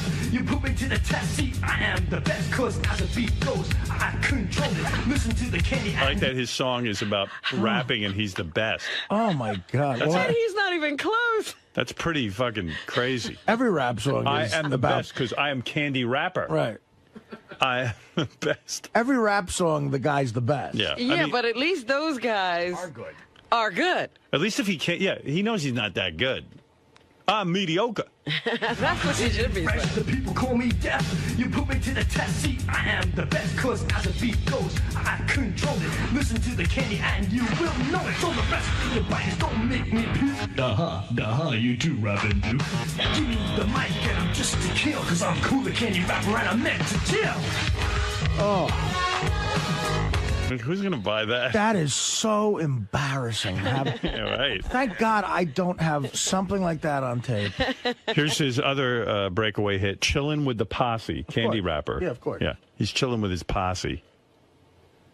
And he's playing it like he's black. Yeah, and yeah, you're right. The hypocrisy is It's ridiculous. Yo, give me something to bug to, man. Give me something to bug to? Oh, I get douche. Why would he bug to that? Douche. He's a douche. Because he is a douche. He would bug to this. Yeah. I'm going to bug to this. He's gonna bug to a lame piece of music. Give me something to bug to. Imagine if this would become a big hit. Oh. Oh, he'd be impossible to deal with. Yeah. Sounds like that guy in The Honeymooners, Ralph Cramden. He's always got a new idea to become famous or a new business. Yeah, but this is like if my son put out a tape like this, You'd say you're a retard. Yeah, and then I would have to kill myself. I'd throw myself off a building. And like Sal's dreaming about big money from this. Yeah, and some but producer he's also guy pouring a lot of money into it. This costs money to get done. Well, I could just hear him saying to his friends, "You got to spend money to make money." and I could hear him just going, "You know what, man? I listen to that rap shit. I could do that." And he thinks he's as good as what he hears on the radio. Yeah, it's like I can do that. I'm gonna be rolling in dough. The posse paying out dues. Lounging in my limo cause I like to cruise. Smoke on the stage cause I could do this. On my own throne like a king, I rule this. Passing the church in a moment of silence. Farewell to a brother who died in violence. So chill, farewell to a brother who died in violence. Yeah, he's doing the whole thing. That's his neighborhood where he grew up. Another brother died of violence. Well, he grew up in a tough town. What the fuck? Candy Rapper, or I thought Douche the Rapper would be a better name. Is it that Douche the Rapper? Black people do that. It must be easy to do. Is that what he thought? Well, it's people talking, and he could talk. Do you guys want to hear any of "Take Me to Your Hip House"? Oh, please. Take me to your hip house. Take me to your hip house. But the word passing by church in a moment of silence for another brother who died from violence. Sounds very upset. It's "Take me to your hip hop house." It says here, "Take me to your hip house." Hip hop.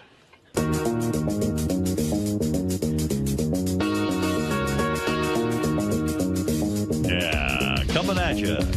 Now baby, get the feeling of the rhythm that I'm dealing to your body and your soul. So let yourself take total control. So wet 'em and spread 'em and make 'em nice and wide. And get my bass, put it to your face, girl, till it's ready to slide inside. And with one touch, not too much, I'll make you see to feel unique. With this jam, I'm ready to slam. I'm going to make so much money. Wigger? No, it was one of another one of Sal's get poor quick schemes. I'm very poor, and I'm going to make myself poorer. No, but being on this show is a get poor quick scheme. Right. Mark, you're on the air. Big fan. Mark, go ahead. Hey now. Hey now. Yeah, I love it. It's some pretty good rap there. You should go head-to-head with Isaac. Yeah. Douche the Rapper. I love it. All right, thanks. Such a fag. Yeah. Another brother died from violence. Jonathan, you're on the air in Los Angeles. Yeah, it's Vanilla Sal. Vanilla Sal. There you go. Vanilla Douche.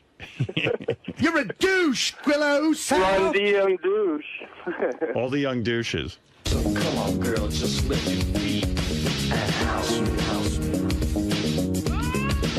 To the hip hop house. Rouse me. To the hip hop house.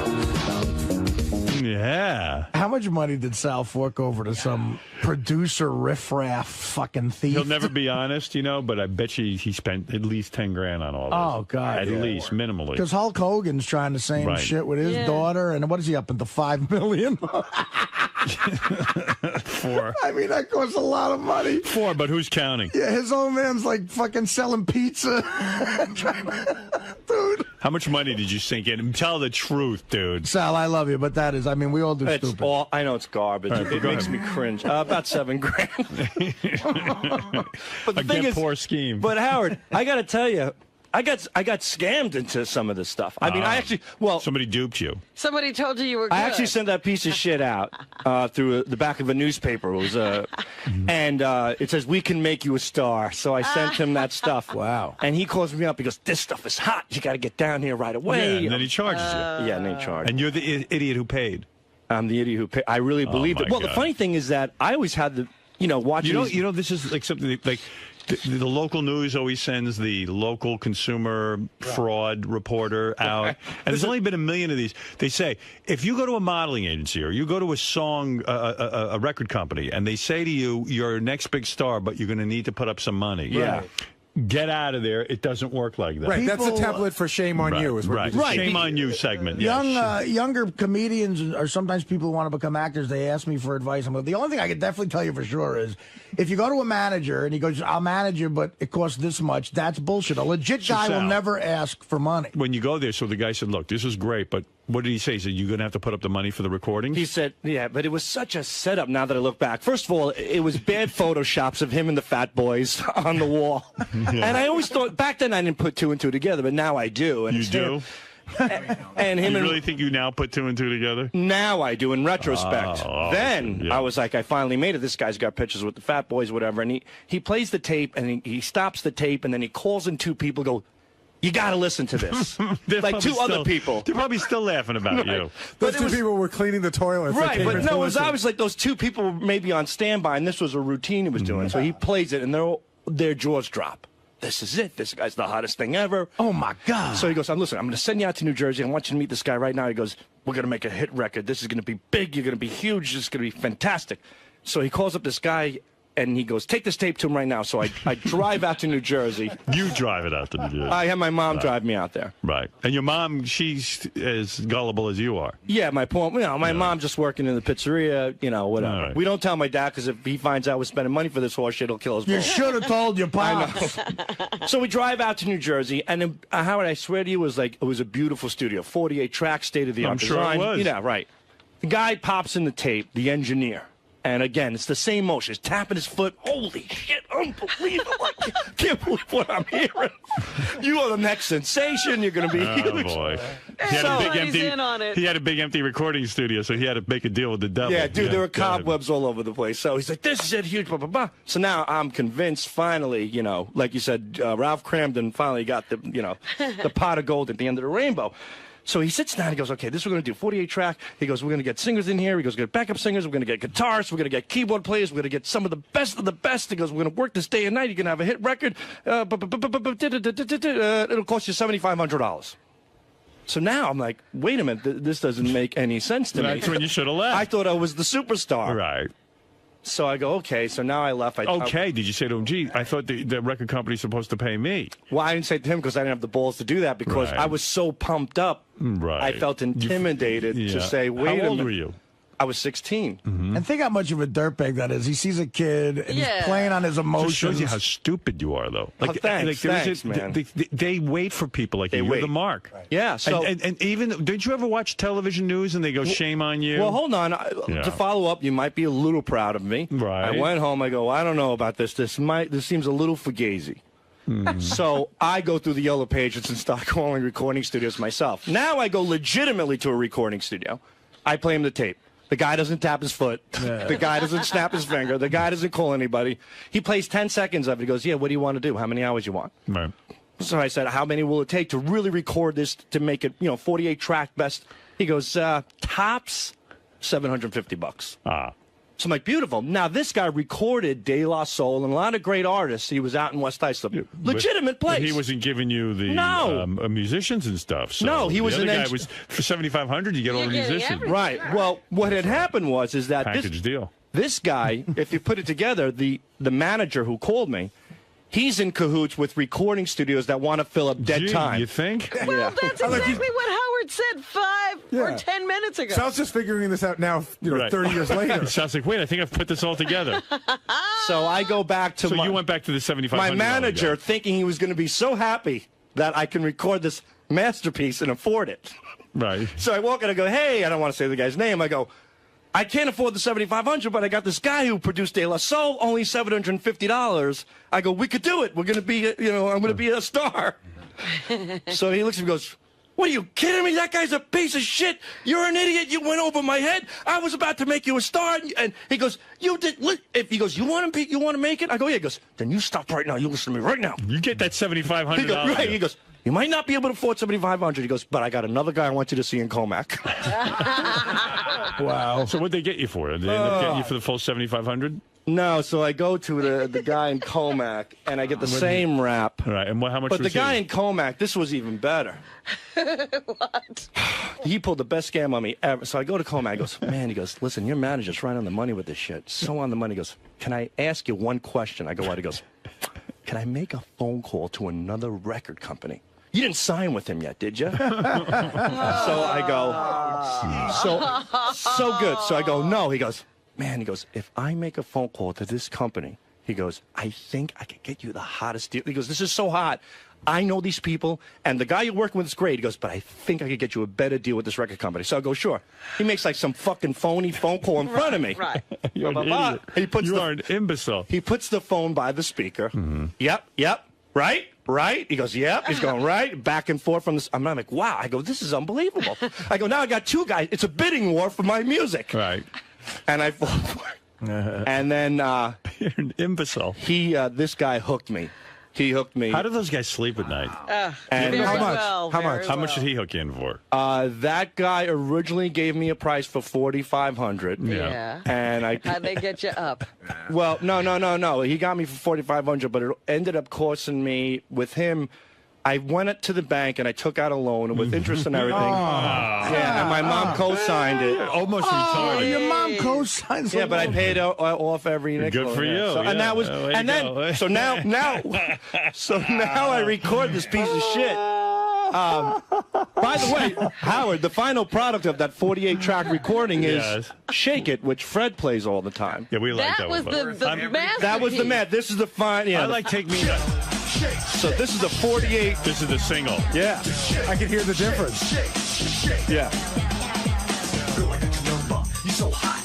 The other musicians are all in on it, I guess. Yes, and Al Greenwood from Foreigner did the keyboards on Hey, it. can I ask you a question, though? When you went back to the guy for $4,500, did you ever say, but I found a place that could do for $750? Yeah, I just did that. I went back to my manager. I got a great deal. So he goes, no. But how much money do you think these guys can make? $4,500. Well, what The guy happened? has They the are studio. bringing in musicians They and brought in stuff. legitimate musicians. They had to pay them something. Yeah, I don't know, but the funny thing was, without a doubt, I was never there for these recordings because these. Did your mom or you ever say, "Gee, I thought the record company is supposed to pay us. We're not supposed to put up the money"? What record company? Right. Right. I always thought that. You always read about these rappers and how, they became overnight successes because Right. they found a guy who took them under their wing. You Right. know, I was the guy. No, I was the jackass that walked in. So after I recorded this and I was going to be this big star, all of a sudden all the negotiations fell through. Like the record company from this guy who, the new engineer who called didn't get back to him. I go down to my manager. I go, hey, we got the final product. He goes, great. He goes, I need you to go to this tape duplicating business and make 500 tapes, cassettes. He goes, I have to send them out and distribute them to all the record companies. How much so did I that said, cost you? Yes, well, that's the thing. That cost me another $1,000. So I said to the guy, well, but hold on, man. So I said, look, I really, You're an asshole. But he's only 16. I know. You're a fucking idiot. sad. What a moron. Yeah, so I go, okay. At 16, this might have happened. And I'll never forget. Sal, I could fucking get you a record contract if you give me 10 grand. I know. I go to Deer Park with this. I'm so deflated with this tape, and I pay that. So that's that money. $5,500. So you make the 500 copies? Do you bring the 500 copies to the guy? In a truck? In 2 Bloomingdale bags. Right. Like, they weren't, by myself. 500 copies. Yeah. Of it. Now I'm a delivery boy, and I'm delivering 2 sacks of shit. This is paying Do you they, dues. do they keep you waiting in a waiting room? Well, I knocked on the door, and I waited, and I get in, and I say to the guy, I go, hey, I got the tapes. And the funny thing was, he goes, what tapes? Like, he didn't even remember what it was. He didn't remember where he was in the story. I got three scams going on every morning, dude. I can't remember. The only thing valuable was the bags themselves. They probably threw out all the tapes and saved the bags. Oh, they definitely did. Because when I brought the tapes, he says to me, Howard, he goes, where's your 8x10s? I'm busy making a baseball cap for a kid. I'm going to get on the Yankees. First, I bring him the tapes. He goes, what is this? I go, these are the tapes. And he looks at the bag, he looks at me, he goes, where's your 8x10s? How much is he charging for that? Well, he sent me to another guy for the 8x10s, and that was like another $700. Jeez, what a racket. He was hooked up with everybody. Yeah. And that's when I officially became G-Man, because Cool the Candy Rapper wasn't a hot enough name. He changed me to G-Man. Oh. So I go out to Brooklyn to take these photos. And because all the best pictures are taken in Brooklyn. So that's 6,200. Right. So I get up to Brooklyn, and I'll never forget. Do you think you're an imbecile? No, not.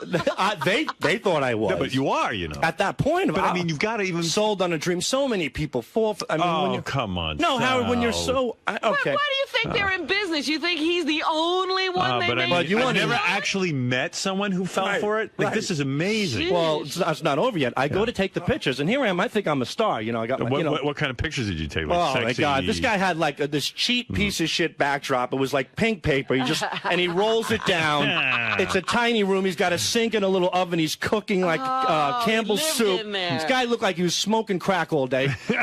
So the photographer. Here's the funny thing, Howard. When I walk in, he goes, "Who are you?" He goes, "Who are you?" That is the greatest. Where are your tapes? I'd love to make a movie about So this. I go, I was sent by so and so, and he goes, "Oh, okay." He goes, "Do me a favor," and he's eating the soup. He goes, roll that down and just tape these corners. So I have to roll. Oh my God! I roll, but He doesn't even. So cheap, so fucking cheap. And you know that paper backdrop. So didn't that give you an idea after all these? No, I just keep thinking I'm a star. This is what you need to do. I'm paying my dues. I tape the paper down. Right? He goes, just roll it. He goes, there's duct tape there. I go, okay. I didn't care. He was eating. Now take your pants off. No, well, came close. I step on the paper with my shoes. Yeah. And the fucking guy slams this thing, goes, "You fucking imbecile!" He goes, "You got stains all over the paper. You know how much that shit costs?" He reaches for a can of pencils. Yeah. Gives me pencil erasers, got me on my knees, and I'm erasing the foot scuff marks on the paper. Not only do you pay to have this he's done, yelling at me, clean. and You have to clean his room. And you gave him $700 cash at the end of the No, shoot? that my mother covered as well. Oh. So then... What's with your mother? She's She's got less sense than you. No, if you grew up in my house, believe me, I think she probably realized I was an imbecile, but she took sympathy on me. Like, I don't know, maybe she wanted to declutter all the shit in my head. How many scams does she fall for every year? Not many. I was the only one that did it to her. Yeah. So I get back, and I get in the 8x10s. Like, if your mom gets a letter that says, we have $80,000 sitting for you in a bank account in Israel, and all you have to do is send us $5,000 and it's yours, would she send the money in, you think? I don't think she would. I think she would. No, She's got to be one of those. And you too, I think you would. No, I wouldn't. Howard, do you think if Sal was a woman, he would have blown everyone in the story? Yeah. Like they would have totally gotten him to Right. Yeah. Oh, yeah. I think there's a chance it's still out. Right. Yeah, he's not telling us that part. So I get him the 8x10s, and I go back again. Right. How many 8x10s do you have now? I don't know. They tell me it's like a whole case of this stuff. I think I have still a few at home. They're awful looking. You could tell there's nothing put me. He's like, stand there, don't move. 2 snapshots. They threw me out. And that was it. Oh my God, they're like passport photos. Yeah, and there's people in the waiting, like not in the waiting room, like in the lobby there. Yeah. It was like a fat soccer mom with her 2 ugly kids that she thinks are going to be eventually like, they're idiots. Beauty pageant. Oh, they're idiots because they think their kids are going to be models. Your mom thought you were going to be a rapper. Wait, hold on. They fell within the same idiotic realm we were in. We're all in the same group. All right, so you bring back the pictures. Now you have the garbage bag full of tapes. I have 2 garbage bags full of tapes. Well, at least you brought them in garbage bags. You saved the guy the trouble of having to put them in garbage bags. You know what I mean? Here, please deliver these tapes in garbage bags so the guy can just throw them right out. Could you put your 8x10s in the garbage bags as well? So you go back to the record company, and it's still there. Right. It's everything. Well, I don't know where the garbage bags are, but I bring him the 8x10s. He goes, okay, now I'm going to get to work. I'm going to be in touch with you very soon. He goes, he's going to be very, very big. Thank you very much. Goodbye. Throws me out. A couple weeks go by, I call him up. I go, hey, you know, what's going on? And he's like, look, I'm very, very busy. Don't you understand how this business works? He goes, how the fuck am I supposed to make you a star if you're not giving me the opportunity to get your stuff out? He goes, did you get me the tapes? I was like, what? At that, I couldn't believe. I said to him, did I get you I brought 2 fucking garbage bags down of tapes for you. He goes, what are you talking about? I go, I brought them to you.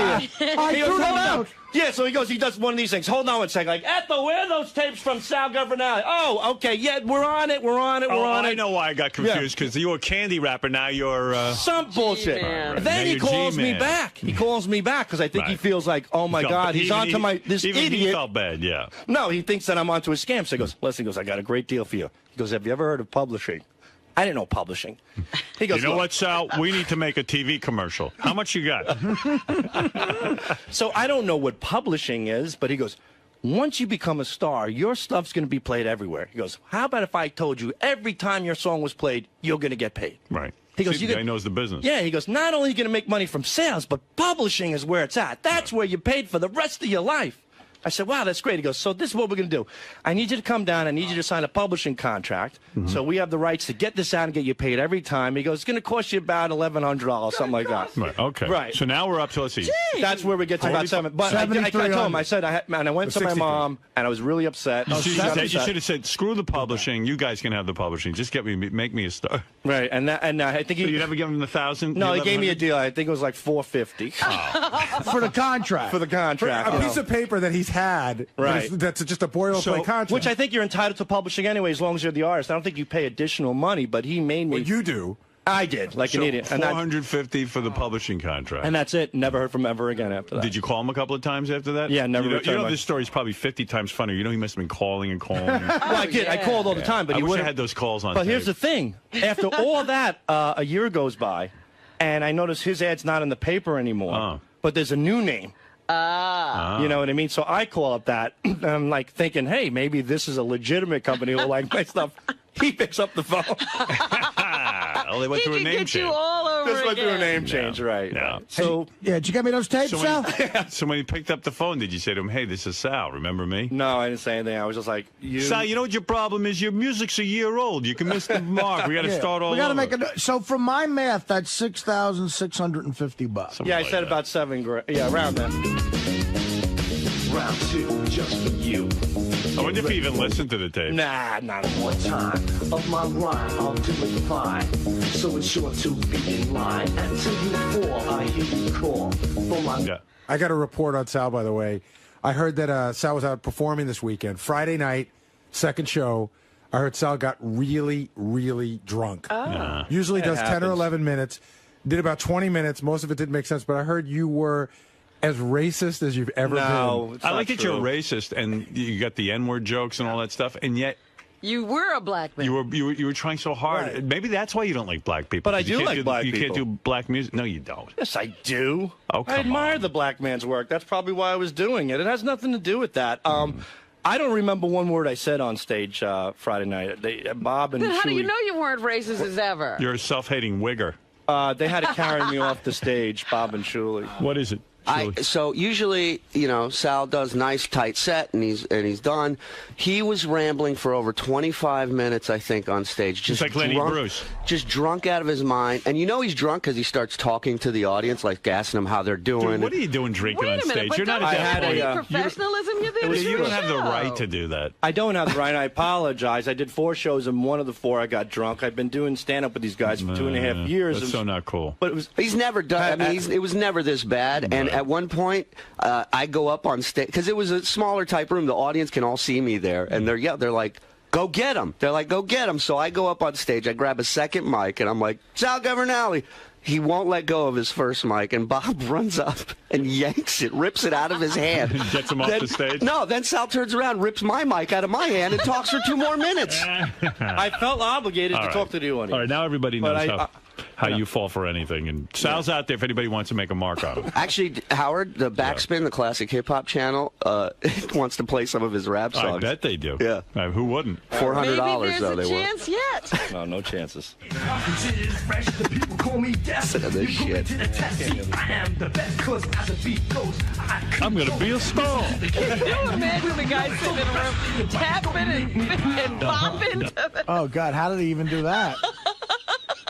The guy deserves the money if he was able to do that. Yo, G-Man, you remember any of your rhymes?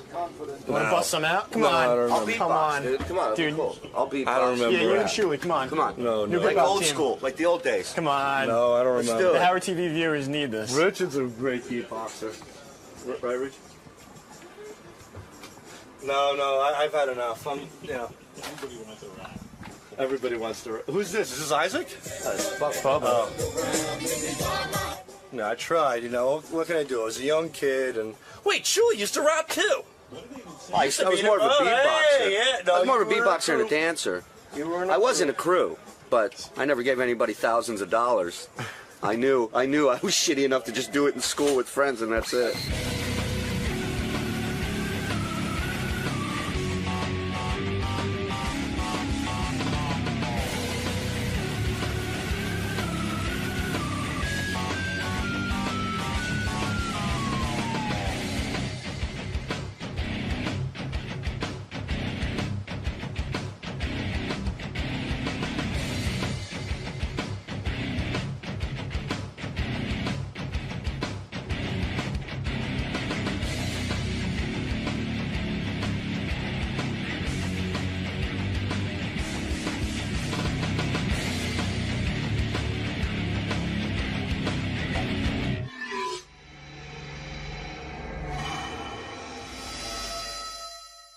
Scott the Engineer's story, how often he edits his son's music. Oh, okay. During You've got work more hours. Information? Well, I'm hearing some things. All right. An investigation will be launched. I want a full report on how much output Scott's giving me a day. All right. I want to know how many things he's editing. And just see how far the album is along. Yeah. Something tells me the album will be done before my tapes. I still get reports about you that you kind of were less than truthful with me. Maybe it's somebody else. Maybe I was doing somebody else a favor. I do things for other people as well, not the only myself. person you can do stuff for is me. I do things for other people as well. Who's the other I do people? things for you too, obviously. Right, but that's not what we're talking about. I didn't deny I played it. No, it was more than once, and there is a lot going on back there. I know everything that goes on back there. I in got my sources. own time, yeah, there's a lot going on. No, not during my time. No, not during your time. No, Scott, the smile gives it all away. You can't even lie to me good. But what are these favors he's doing for other people? I don't know. Maybe he's referring to stuff he's done for me, Well, but that's different. I'm aware of it, and I know what's going on. Well, that's something you asked him to do. Yeah. Yeah, but he's giving me a smile. I mean, I know some favors I've done. If you're referring to my favors, what are you getting on my case for? All right, you want me to start now? All right, everybody back there, the 4 or 5 people that go down for at least 2 hours a day smoking cigarettes. I'm not talking about. You want to get on them. their fucking case? I'm talking all right? about you. Bullshit, man. I'm talking about you. Bullshit. Talking about you. It's bullshit. No, I'm talking about you. I fucking work. These people are downstairs smoking their brains out and not doing any work for 2 hours a day because every time they have a cigarette, it's 10 minutes. 10 minutes times 10 cigarettes. You know what you're like? How long is it? You're like one of my kids when I go, hey, you're not doing your homework. No one else is doing their homework. Of course I'm working. Let's talk about you. Forget about the people who smoke cigarettes. Let's assume. Yeah, forget about them. Yeah. It's all about me. Well, it's this only is a about discussion me. about I'm the you. only fucking asshole that works here. I'll talk about the cigarette people with the cigarette people. I'm talking about you. I mean, you're not I don't smoking get cigarettes. It. Bravo. I'm one of the hardest workers around. I've been working for you for I know. Ever. I'm going to have to monitor your output. I don't get it. Why are you busting my chops about? I'm going to monitor your output. I want to see how much whatever you're you getting fucking want to do. I just want to know. I just want to know what's going on back there. Nothing's going on. Just know I know everything that goes on. Nothing's going on. It eventually all ends up on my Nothing's desk. going on, then you're not doing anything. Well, then we need you to get something exactly. done. I get in there. I take a break from nothing to work on my son's shit. So it's a big joke. It's not a big joke. So I mean, you're you want joking now. to get on my case. I mean, for what? For what? I got limited budget here. And playing something. I got limited budget, and I need those tapes getting cranked out and the things that we need done. Everything's getting done, and I'm doing my How job fast the way are you it should moving? be. Are you moving fast? No, I never move fast. You know That's that. what I'm saying. Of course I'm moving fast. You don't have time to be sitting with tracks. Let me ask you something. Everyone knows what's Is up. the album done? Your son's album is done? No, I'm working here on weekends doing stuff. No, it's not during the weekends only. It's also during my time. I see. And I need this guy working because you know what? We need engineers who can crank shit out. Sure. That's all I'm saying. Okay. Just know I know what's going on back there. Okay. You fuck with me, I fuck with you. You get it? Okay. That's What? You're not fucking with me. No, I am, obviously. No. Because you're not making me mad. I'm not. Think you're making me mad. I'm not doing fucking my with job you. the way I should I'm be doing checking my up job. that I need you Check to up. work. Have fucking Gary sit in there. Have whoever you want. We don't have time to babysit you. There's other ways of knowing. Tim is going to monitor every day what you get done. And don't get upset with him. What? Don't get upset. When Tim used to ask you for a list of what you did all day, he used to get upset. But now you've been caught with the drum tracks. And what? You've been caught with the drum tracks, and now we have to monitor what you Baba do. Booey said I had, Not Baba Booey. I'm your fucking boss. It's Gary. Gary, look Mr. at that. Delabate. It's also Gary Mr. Gary Mr. Del Delabate. apostrophe A, capital A, Bate. What? What is he chiming in? I mean, all of a sudden I got to call Mr. Right. Delabate? Gary, is there a way to monitor what goes on back there? Really, I want a system. Well, there is, but Scott's not going to like it. Well, I'm I don't not going to care like if he anything likes you it. do. Well, we'll start with going back to Scott, just giving a list at the end of the day. Just All what he right. produced for the day. Fine. That's what he used to do with Tim, but I know it used to piss him off, right, Scott? Now, let's say he goes. everything pisses Does he just make a list and go, "Oh, I worked on the tapes today," or does he talk about how many? He'll say, I worked on the game show special for 3 hours. I did Robin's News for an hour. And then does anyone check to see how much? Like, if he works for 3 hours, does one tape get done or 20 tapes? I mean, I need a thorough checking of what goes on I'm back not working there. on tapes. I'm not. I mean, that's I need to know, like, in the 3 hours, how much work does he get done? Like, so if he just writes down, "I worked on the game show tapes," does it take him a year to get it done? I got to go play solitaire. I'm busy. I can't stay here. You don't have to stay here. I'm working your schedule out with Gary. You have to be monitored. The schedule is you can monitor me. My schedule's not going to change. From Who are you answerable to? In other words, let's say you work on a game show special. And Gary and Tim. I mean, whoever gives me work, that's who I'm answerable to. Who do you work under directly when you do the game show special, for example? John Hine? Yeah. And he feels he's getting this material back in a reasonably quick time? You have to ask him. Let me find out. John, I think I'm doing it fine. John, are we getting this material back in a very quick time in a timely fashion? I want honesty now. Hold on. You're on trial, my friend. Are we getting this work back in a reasonable time? On the game show special? Yes. Scott has been responsive, and he's done everything I've asked him to do. In other words, you're not sitting and waiting for this stuff. No. It's coming in quickly. He's been efficient. He recorded with Tom Bergeron. I've got no complaints about Scott. No complaints so far? No. All right. I'm going to make you in charge of Scott. And if you feel he is slowly... So he'll answer to Gary and you. And he's no longer on a level with you. He's underling to you. Okay. And you are his boss. Okay. And You've been demoted, Scott. You've been demoted. You actually lost position today, I Scott. guess. Believe me, if Scott worked as hard on a cure for baldness as he does on his son's music, he'd have a full head of hair right now. You know what? You were a sergeant, and now you're because I back to played corporal. something doesn't mean I was working on something. I admitted that I played it. Wasn't working on it. But What did you working. play I it worked for? here I worked here for the last 2 weekends for 12 hours a day. That's working. No, you weren't listening to working. something is not You were working listening on to your something. son's music. You weren't working. What's the You fucking were- difference? What I listen That to? was your hobby. No one's paying you First to of do all, that. first of all, if you really want to, I mean, you really want to push things to a limit. Yeah. You want me? I mean. Do I get a lunch hour? No, I'm supposed to get a lunch hour. We got to start with this bullshit. You want to get petty about things because that's what Yes, you're doing. I wanna do get get a lunch petty. hour. Legally, I'm supposed to get a lunch hour, So take which I it. never Who take. stopped you? So that's my fucking lunch So hour. who I listen stopped to my you? son's music. Okay? No. That's the end of that. No. No, So what do you mean no? You do. What do you mean listen- no? So in other words, you said you never listened to your son's I music. said I So would you listen. are back there with your son's music. No, I said I didn't deny not listening to it. I listened to it. I told you that yesterday. You know, you're not in the K-Rock union. I'm not in a union, but you I know. still, according to labor You're laws, entitled to your lunch break. That's correct. And nobody told you not to take a lunch break. So fine, that was my lunch hour. And you sure I look listened like to a you song. are eating lunch. You don't look like you're listening to music. You look like you're eating lunch. You look like you're eating 5 fucking lunches, quite frankly. I'll close the door for an hour, and that'll be the end of, that'll be my lunch hour. I mean, what is it?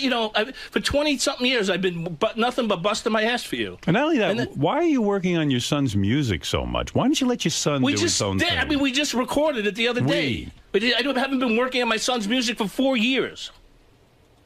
Jesus Christ, you're a mess. What is a mess about that? I mean, you've got to pull yourself together. What is a mess? I don't get it. What is a mess about that? What is it, I'm trying to help my son because I love him. What is it? Yeah, who knows what you love? What is the fucking mess? Explain to me. Where did you become this producer? He's a musical producer. His son's trying to make it in the music business. Yeah. He's going to be a musical producer. I'm not a producer. I'm an engineer. I'm helping him record music. No, you're producing. I do this for a living. Who's producing the album? Who's producing it? Yeah, the band, and I have help from other people working with No, you're producing it. You don't know Mutt Salem? You don't know great producer. Mutt Salem. You should keep that black cloud away from I never your claimed son to be a with his musical music. producer. Okay? Nah, you do. I'm working with somebody here at Sirius that's helping me out, and we've been working the past couple of weekends working on the music. But it's now filtered into my day. That's when I get involved. What, because I played 20 seconds of it, or I listened to a minute of it? Listen, between you and me, yeah, I know you don't have to lie to me. I'm not lying. I know what goes on back there. This was not 20 seconds. Of course you know what's going on. This was not 20 seconds. This is often. Often? Listen, They your just son's- recorded you're it. It could be excited- more than fucking, You're excited about your son's music. Of course I'm excited about it. And I And you don't understand get that. excited about whatever your children do Yes, either. I mean, your do. children do a lot of shit too. Right. So, but I'm the boss, man. I understand you're the boss, and understand? I'm not taking any of your time doing shit that I shouldn't be doing on your time. Who knows? I know. And if you want somebody to sit, why don't you come in there and sit in there with me? I don't have time to sit with you. I've got a job to do. Apparently, you know everything that goes on. Did someone complain that they couldn't get things done? No. No one complained about anything. I'm just telling you, I know what goes on. You back in obviously that you're studio. complaining about it now. I am. I know. I'm aware that you're very busy with the producing That your is correct. son's music. That is correct. Not only on the weekends. On my own time. Not only on your own time. If I do it after like a certain time in the afternoon, which I've done on my own time. So now suddenly. Wait a minute. Now suddenly. How long you do I said need? it was only weekends, but No, I now just said we're hearing if, about no, during the I didn't say weekdays. I was doing it. I said if I do it. You want to come clean and say you have been and apologize and say you won't do it anymore? I'll listen to that. No, I'm not saying that. All right, then I have nothing to talk about. I said if. Then I need a list of I what wanted you're to doing. do it later in the afternoon on my own time. And what is wrong with that? Nothing's wrong with that. When my but you job got to is say to someone, listen, now I'm on my own time. I'm going to be doing this because it's not happening on your time. It's happening on my time. No, I mean, when is your time up? When I walk out the door? If I'm You here tell 12 me. hours, is that still your time? I don't have any problem with you doing it after my time has been filled. Well, yeah, so. But it's not happening I- at that point, Scott. Scott, look at me. I told you. Scott, I see played me? it. I'm as smart as a pistol. I played I'm a pistol. I played some music. Scott, look at me. Stop playing the music Why were you playing during the my music? hours. Why? Why? Why are you playing the music? Excuse me. I'm Why sorry. were you playing the music? I play other music too. I mean, it's not just. Now, why were I you don't- playing I your just play son's that music during my time? Because I wanted to hear something. So you're thinking about it and working on it Right. while you're here. You need to hear it. All right, listen to That's me. a difference. Do me a favor. Can't they afford a real engineer at this point, that band? They've been together for like 10 years. What the fuck is this? Can you get off the phone and do some work for a change? Go to sleep or do something. I mean, really. This is work. He's monitoring you. In fact, Ralph, I'm going to put you in charge of Scott. What do you think of that? Oh, that's great. I have time to do that. Yeah, of course you do. You see, you have Why don't free you go? time. Why don't you go fly out to L.A. and Scott, first of all, I need suck a on list. Simon for a while, will you? Please. First of all, I need a list. Start now. Log your day. No, you log your day, No, which is a big zero. You know what? I don't want to make this into a joke. I'm not making it into a joke. What you're doing is you're walking all over me. Are you And kidding you're me? treating me like I'm an asshole.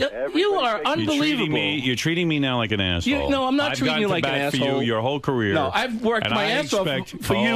Hold it. Yes, No, you have worked your ass off. I have, and I've done a great but job. Things are too loose around here. No, okay.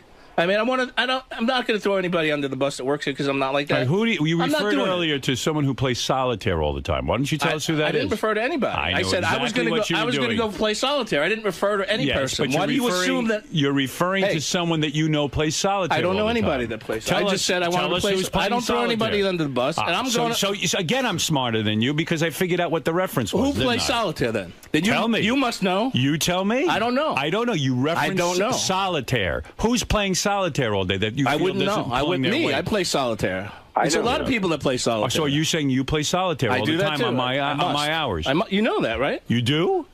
That I I thought didn't you know know. everything. So now you're not only doing your son's music, you're playing solitaire. No, I don't play solitaire. I just Make up your mind. So that you just said you did. I'm just trying to. So be, you lied. I just said I was going to play solitaire. I haven't played solitaire, but I was going to play. You're solitaire. gonna go play I just felt like solitaire. playing solitaire now.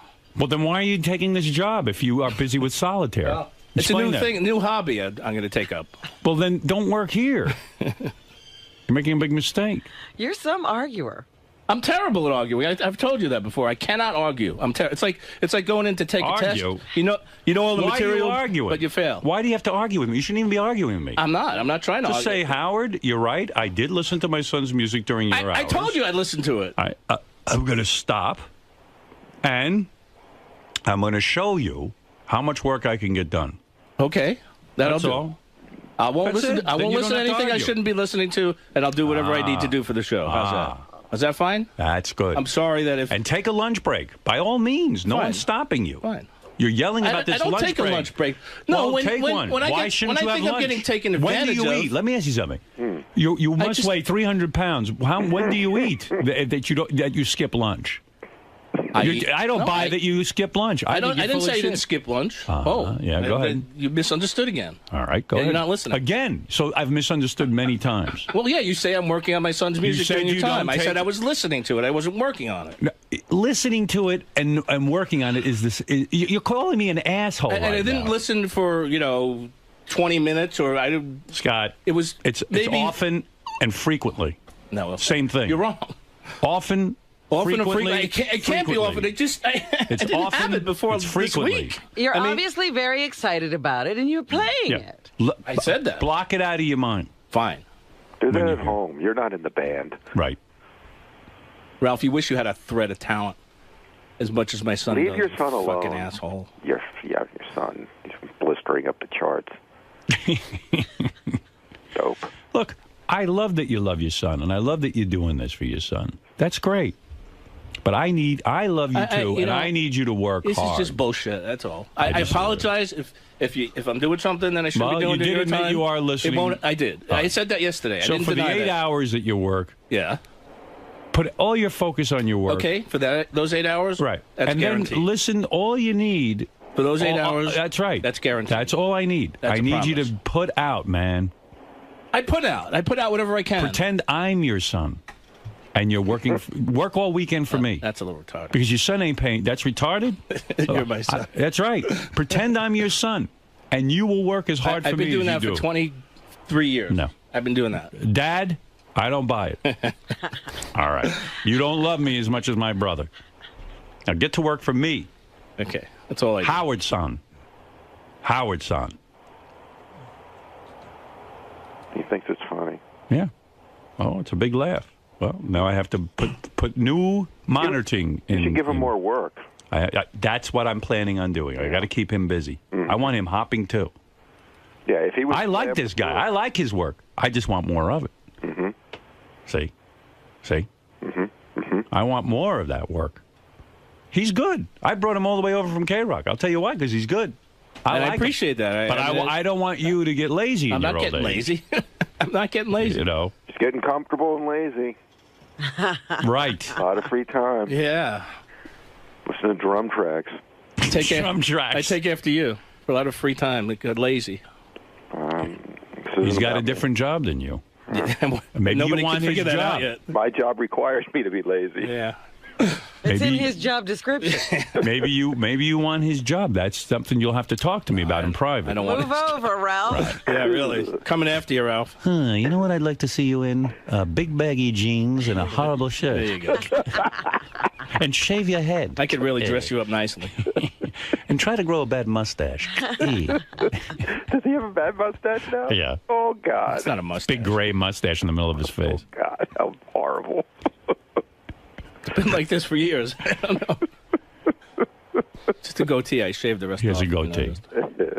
I love you, man. I know. I don't love want to you see too. you fuck this up. I'm not fucking anything up. I'm Don't working fuck hard this for you. up. I'm doing everything I should be doing for the All show. right, okay. That's all I care about. He's got to qualify every remark. And more. Come on, man. You can do it. My money's on you. Don't get lazy. Come on. Be a team player. I am. I've been Because I get reports on you. He says an album only comes out once every 4 years. Yeah. Howard. I didn't say that. No, I get a report through many Oh, sources. you think I've been doing it before that? That's bullshit. That's come on, total man. bullshit. Show me what you got. Okay. Hold on a second. The son's going to drum you right out of a job. Because I don't want to listen. I don't want to have to monitor you. You know, I was good. You know, I was all fired up about this. Isn't it wonderful around here being, sort of your own supervisor? I love it here. Do your thing, man. Don't make me monitor you. Screw it up. This is the best thing ever, and that's why You're going to turn this into a job. I felt like playing something for a minute. I don't want to was not out of line. I don't want to be the jerk who has to take a magic marker and write your schedule on the top of your forehead every day. No, it is wonderful, and that's why I felt playing something for a minute. You know what I'm going to do? Fine. You ever see football players when they do something great? They put a star on their helmet. You know that? Yes. That's why you see all those You're gonna stars. put stars on my head? I'm going to put a star on your head every day that you're good. And the more stars you have on your head, Thanks. What does people he will get know. when he's bad? A dunce cap. No star. No, but you got to put something else Put a dunce cap on so his everybody head. will know he's Oh, yeah. bad. On the days you're bad, a dunce cap. On the days you're good, you get another star. And soon your whole head will be covered in Your stars. head is like a helmet anyway. I'll be like a You're gonna start constellation. decorating. So what a You lot of won't even football need hair. teams, what a lot of football teams do, they put the symbol. Like Florida State has a mohawk, has like a tomahawk. You should put the fist symbol, a little fist symbol. I'm going to put On a little. his head. Thank you for that. See, that's a creative guy working. Right in the middle of his head, like that dot. I'm going to put Thanks, Artie. I'm going to put a nice fist symbol on your head and paint it right on there. Miniature. Like a fist stamper. Right. Yeah. And stamp your head can- every time you do good. You can wear a sari and your fist symbol. Right. I'm jealous. In fact, I'm I'd so like some on my confident. bald spot. I'm so confident. Right. I'm so confident right now in you. I'm going to draw a fist on your head right now. Your first fist. You know this is going to be a good day. Did I pass on that for now? You know when you go to church and they put the ashes in the middle of your head? That's what I'm going to do. Big Okay. fist right in the middle of your head. In ash. To remind you when you have a good day. Everybody's going to think you're a married Indian woman. Right. I know you're in there working on Heinz Special, but maybe you could have gotten it done in 2 days as opposed to a week if I you got it weren't done. busy with the music. That's what I'm worried about. Hein doesn't know if you're doing it fast. He's not. He's new to radio. Whatever I have, know. I do it, and then I did your job, so I know your I job. understand that. I think even John was saying he's incredibly slow. Who? John? Were you John? Is you find him slow? When, Ralph? The other day when we were talking on the phone. Oh. All right, John. Yeah, you guys talk so much. Did you say that, John? No. No. Ralph's doing his job incredibly well. Oh, okay.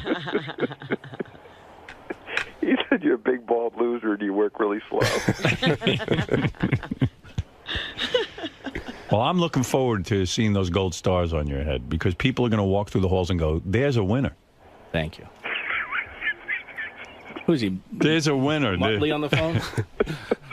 That'll never happen. Listen, you're a talented guy. You're the best engineer I ever came across in this business. Thank you. I You mean, mean that? I mean it from the bottom of my heart. Really? But you know what it is with these prima donnas? Now you can't get him to do anything. I can't get him to do anything. He's busy producing. Producing. I'm not really Honestly, producing. I love you, but don't fucking push me against the wall here. Come on. Work Howard, with me here. I don't know where this comes from. I really don't. Yeah, don't mean, treat your job like your dog. You've been Pay so attention great. to me. Yeah, don't try to get rid of the job the way you tried to get rid of the dog. Yeah. Where is that dog? About to have surgery. It's still in my house. The dog you nicknamed Money Pit. That's it. I gotta have my son become a star to pay for the fucking surgery for the dog. Chico, you're on the air in North Scott, I Adams. told you, fuck everybody. I'll get rid of that dog with you one week. Hey, Chico, what's happening? Let's go for a little ride. First fucking dog for that jackass. What can I do for you? Howard, you're letting them walk all over you, man. It's just No, I'm not. I let me tell you something. I'm very everybody's aware. just taking advantage of you. That's true, but that's why I'm calling him out, and that's why I'm saying, look, between me and you, Scott, yes, you can say whatever you want to save face here. I know what's going on back there. Fine. I know how many times you're busy with listening to your son's music. Okay. And I'm just saying, enough. Stop. Okay. Time to get back to work. Fine. You know, show people what you got. It's not 2 times you listen to me. It's many, many, many, many times. People are now singing the words. Yeah. There are people who know the words to the song. So he tries to fool me sometimes. He listens to his son's music with the headphones on, but I'm aware of even when the headphones are on, what goes on. Those are just the 2 times he got caught.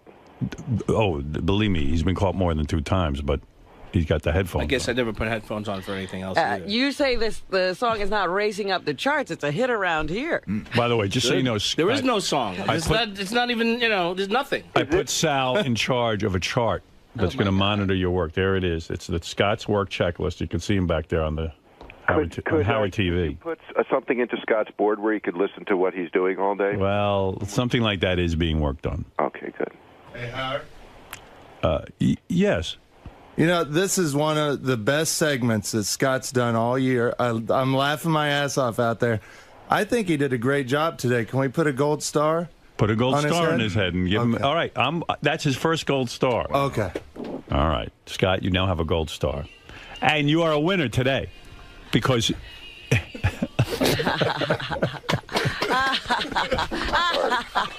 Look how good you look.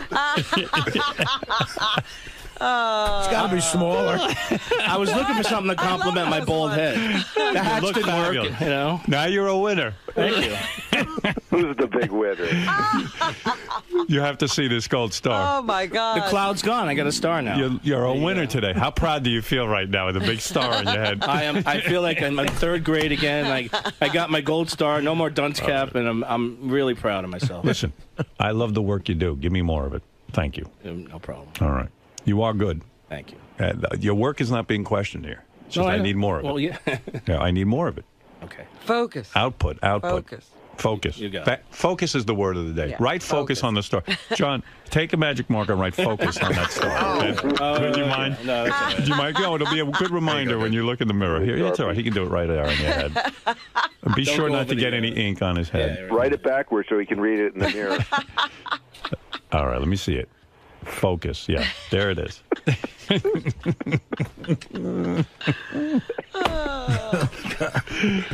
You're an inspiration. You know the what? rest of the staff is inspired. You're not kidding. Everyone's going to be jealous of your big star that says focus. Fuck them all, because I got the star now. Yeah. They don't. I'm going to walk around here proudly with this star. I'm going to go out into the lobby with my star, to the bathroom, everywhere. Everybody's going to be jealous. That's right. Let Mel see it. What is it? Yeah, let Mel see your star.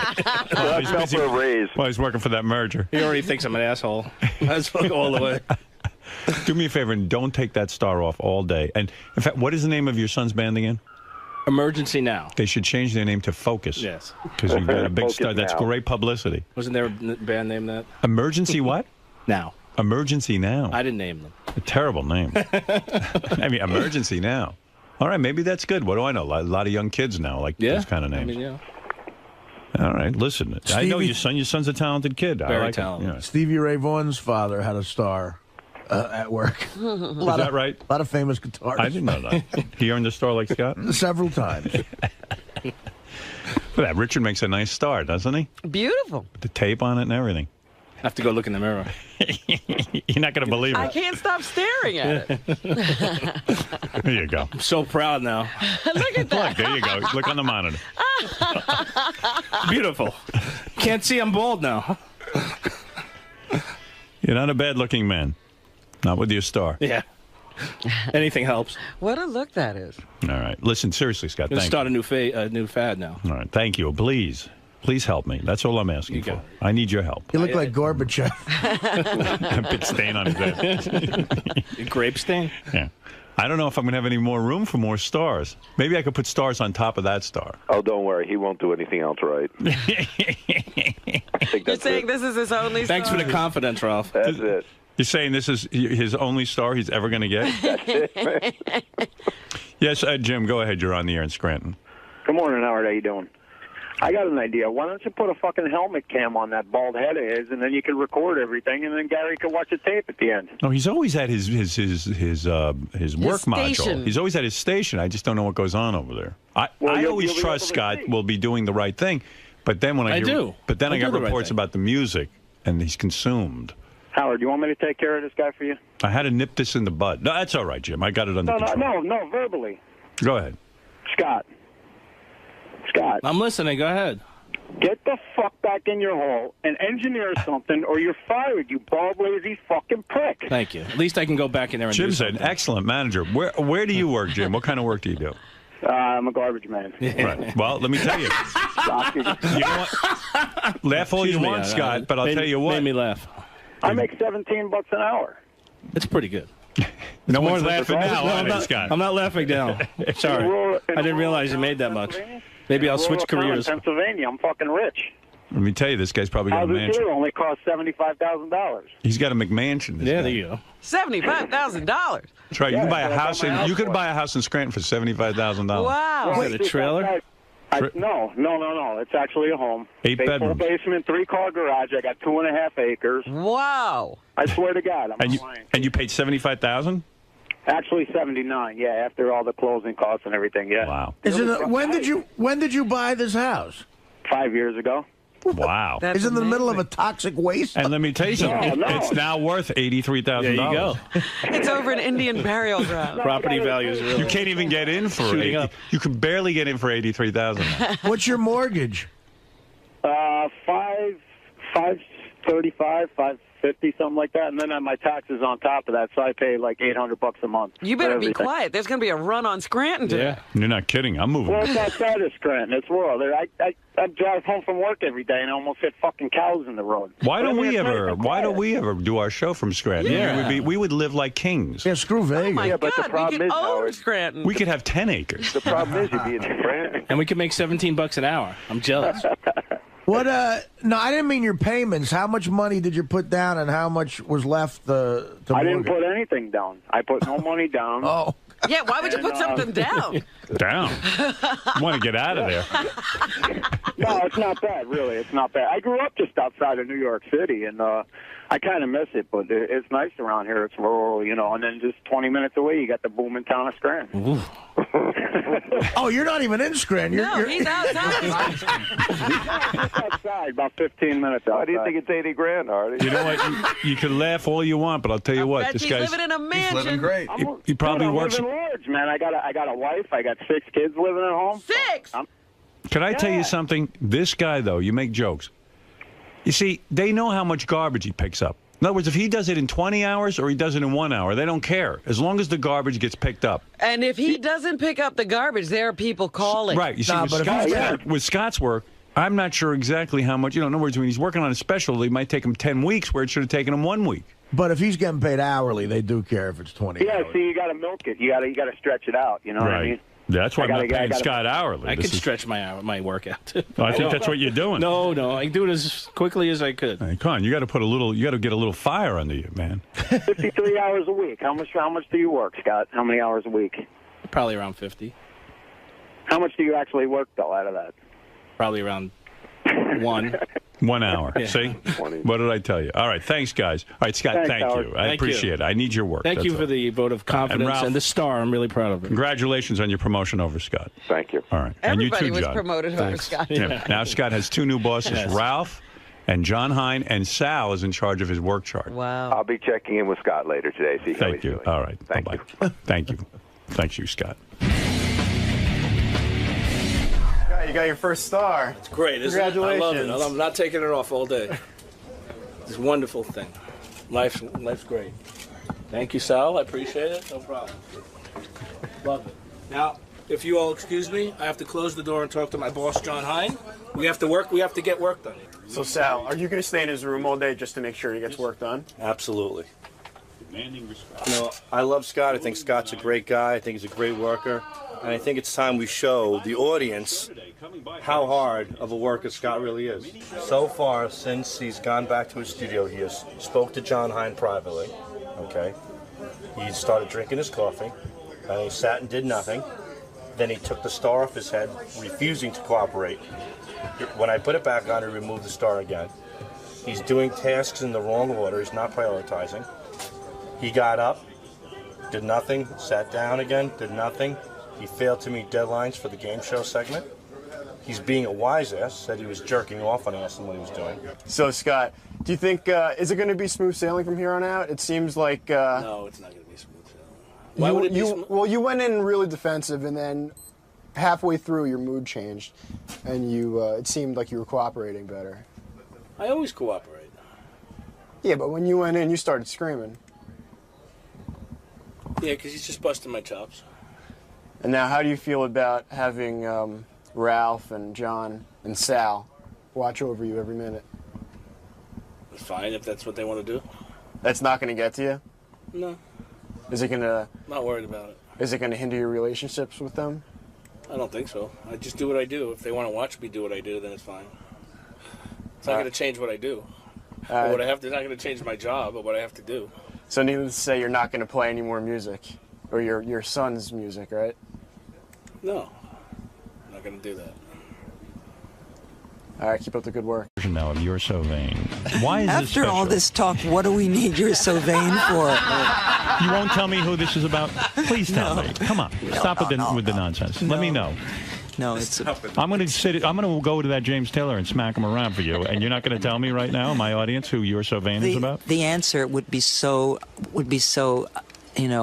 uninteresting to you. It's probably that accountant That's what I figured. It's your the divorce. accountant. No It's wonder the he's guy mad at you. That's right. Is it an honor to sing with your mother on this song? This is her classic signature song. I can't tell you how nice it is to be in my mom's band. Aside from her and David Saw over here on my right, I wouldn't want to be in anybody else's band. The material is high quality. That is the right answer. But I'm so shaken up after this conversation. Do you think, are you going to get nervous, or are you going to be able to perform? Oh, no.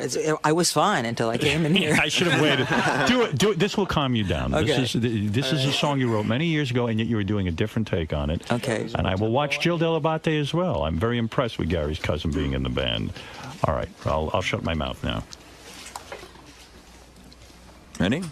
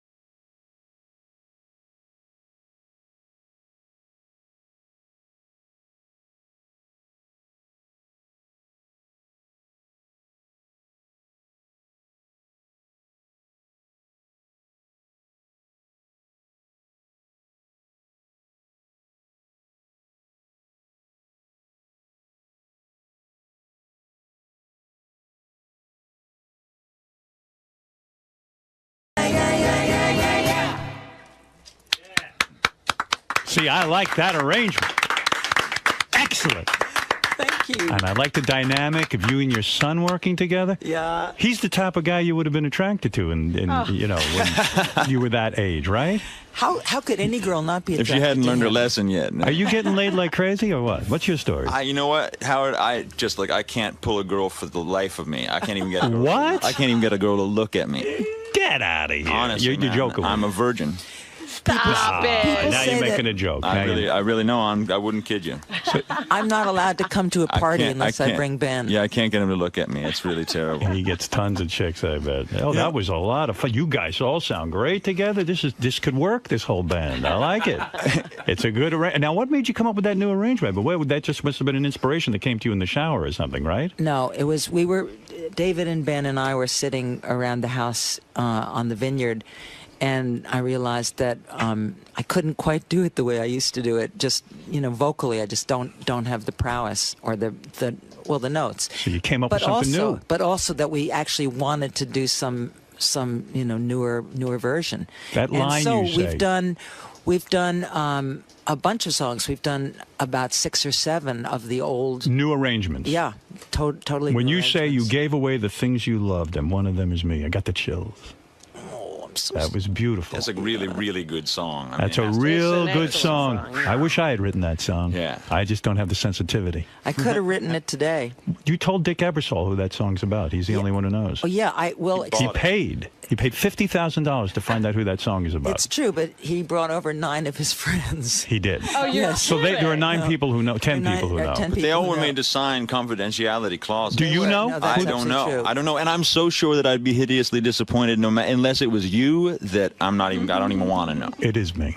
I'm your father. I mean, why? I didn't want to tell you that. Why the hell not? Did you know that? Do you ever say to your mother, "I'll step in for you with Dad if you do tell me this"? I mean, it's a way to bribe her to tell you who. No, that's about. she knows that I will do anything that she asks me to do, and so does he. I'll do anything either of them ask me to do. It's just a matter of her not wanting to put me on the spot. I think. Isn't it elitist though for somebody to get the information out of you as to what that song is about and who it is about, making someone pay $50,000? What about your real fans who can't afford the $50,000? The $50,000 was not for me. But you agreed to it. A charity, silly. I don't care. It's elitist.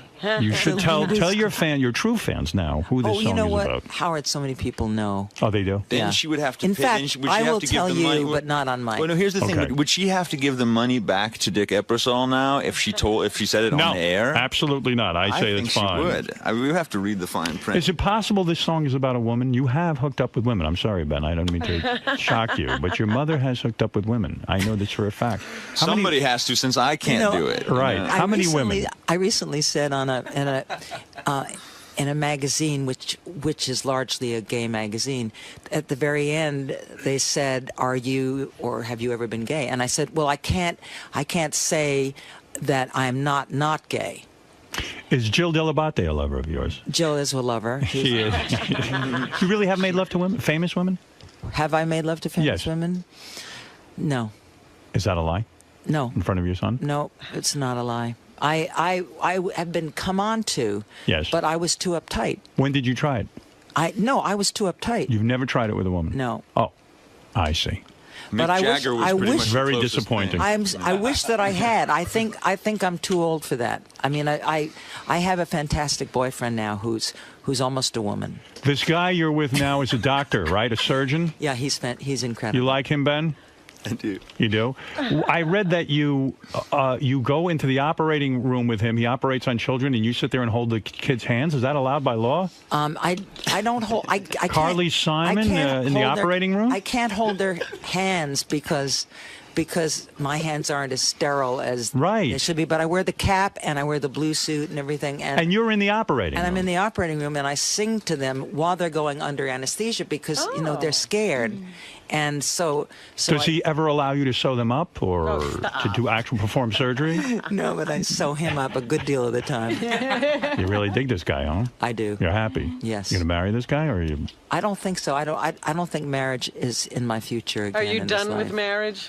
I think I'm through with marriage. Yeah. Even though if I was going to marry anybody, it would be him. And when your boyfriend is operating on these kids, do these kids ever look up and go, "Hey, who's this crazy chick singing? I'm trying to get operated on." Probably. You're probably a little nervous, right? Except that the good thing is, and what I really love, and what I want probably to segue my career as a singer into is working with him in the hospital, because I'm there when they wake up too, because it's the anesthesia. I would love for you to be in the hospital when I'm operated on. Are you kidding? And singing to me? I'd be like, wow, Carly Simon is singing to me. Yeah, you count down from 17 while you say that. That is beautiful. Now, there's a new album out, I understand. Carly's new album, The Kind of Love. This Kind of Love. This Kind of Love is in stores now.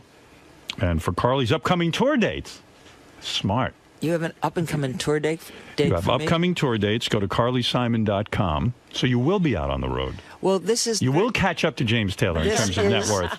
Very dependent upon... I have a deal with Starbucks, right? Who I signed with, and they had an arm of their division called Hear Music, and 3 days after my record was released, they fired everybody from the Hear Music label. Terrific. Yeah. Couldn't ask for a better situation. That's right. As an artist. So I am kind of doing this on my own right now, whether or not Mr. Howard Schultz, who's the president of Starbucks, will actually come to the table and admit that he was wrong and rectify things. I see. I don't have a secure answer as to whether he's going to do that or not. I just received a report that when James Taylor learned you signed with Starbucks, he spit out his latte. He doesn't want anything to do with them. And James was behind the firing, believe it or not. They signed James during the 2 months that they were not getting in touch with me. I swear to God, that's true. They signed James. Yeah.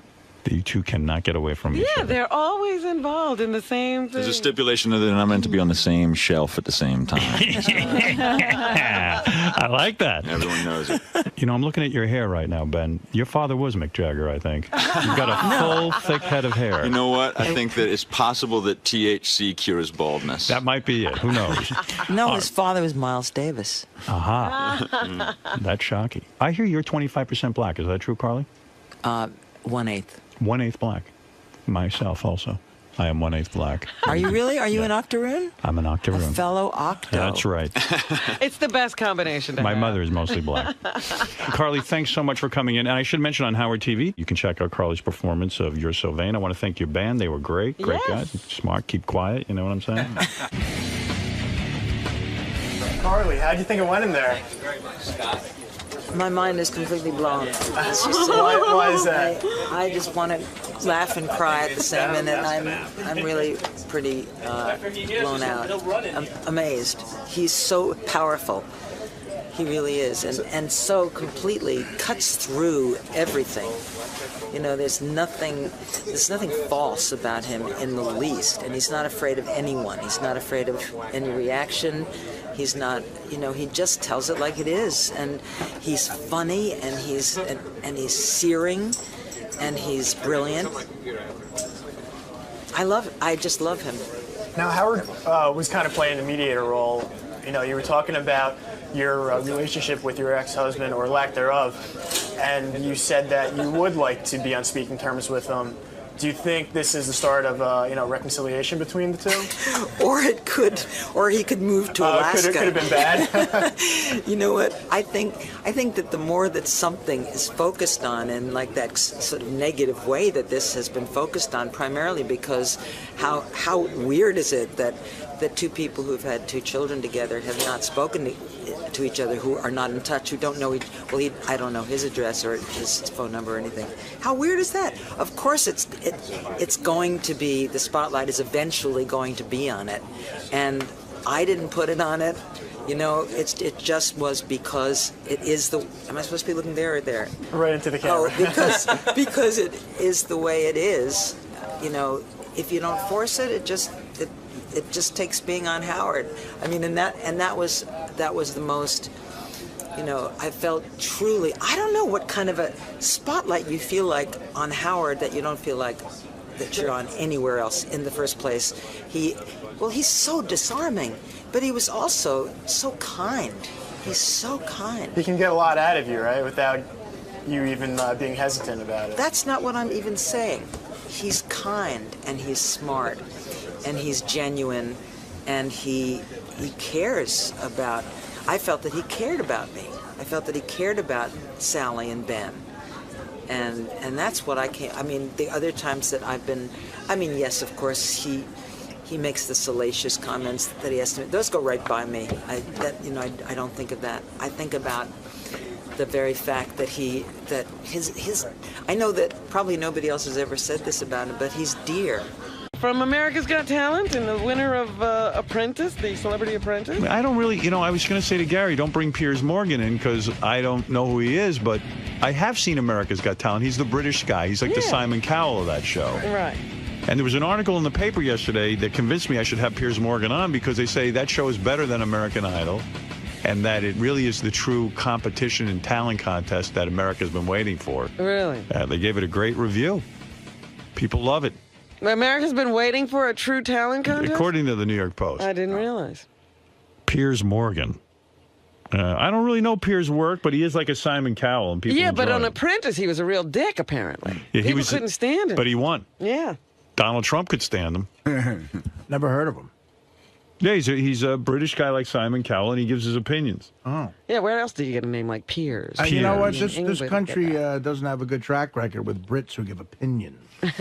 Okay, I'm Piers Morgan, a judge on America's Got Talent, in question marks. Why am I here? Because it's a lifetime's ambition.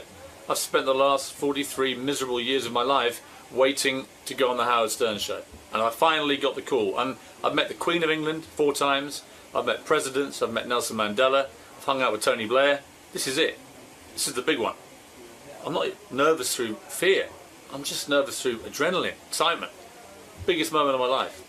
Hey, Piers. How you doing, man? Howard, how are you? Good to meet you. Good to see you. Pleasure. Hey, Piers. How are you? I heard your opinion. He's in better shape than I thought. Yeah, we heard you have a lot of opinions. A lot of opinions. Good to see you. I thought he was kind of a blubbery guy, but he's in good shape. I wasn't going to do this show, Howard, but people told me you're quite popular. I hadn't really heard of you, obviously. I did. It's Howie Mandel, right? Howie Is it? No, I wasn't sure, but... Well, Simon Cowell must have mentioned to you. He's done the show a couple He told of me, he times. warned me, he said, don't do it in a million years, for God's sake. He'll rinse you to hell. But I said, you know what? I like Simon Cowell. I actually got Does along... Simon not like doing this show? He loves doing this show. My God, when I told him I was doing it, he was furious. The great thing about Simon Cowell was I had in all 3 judges once on the show, and I did the bit that they were deathly afraid of. I brought in a singer to audition for them, and I said, just evaluate this guy as a kid for my audience. And they were like, oh, he's horrible. He's awful. He can never have a career in the business. What they didn't know was this was a guy who just sold how many records? Oh, God. 10 million? Something like that. Yeah, He had a huge hit. He had a huge hit going, and they were like, oh, and Simon was like, we oh. That's him. That's him. Well, the best story, you'll like this. The guy who won America's Got Talent last year, which I know you don't watch, but it was this big ventriloquist guy called Terry Fator.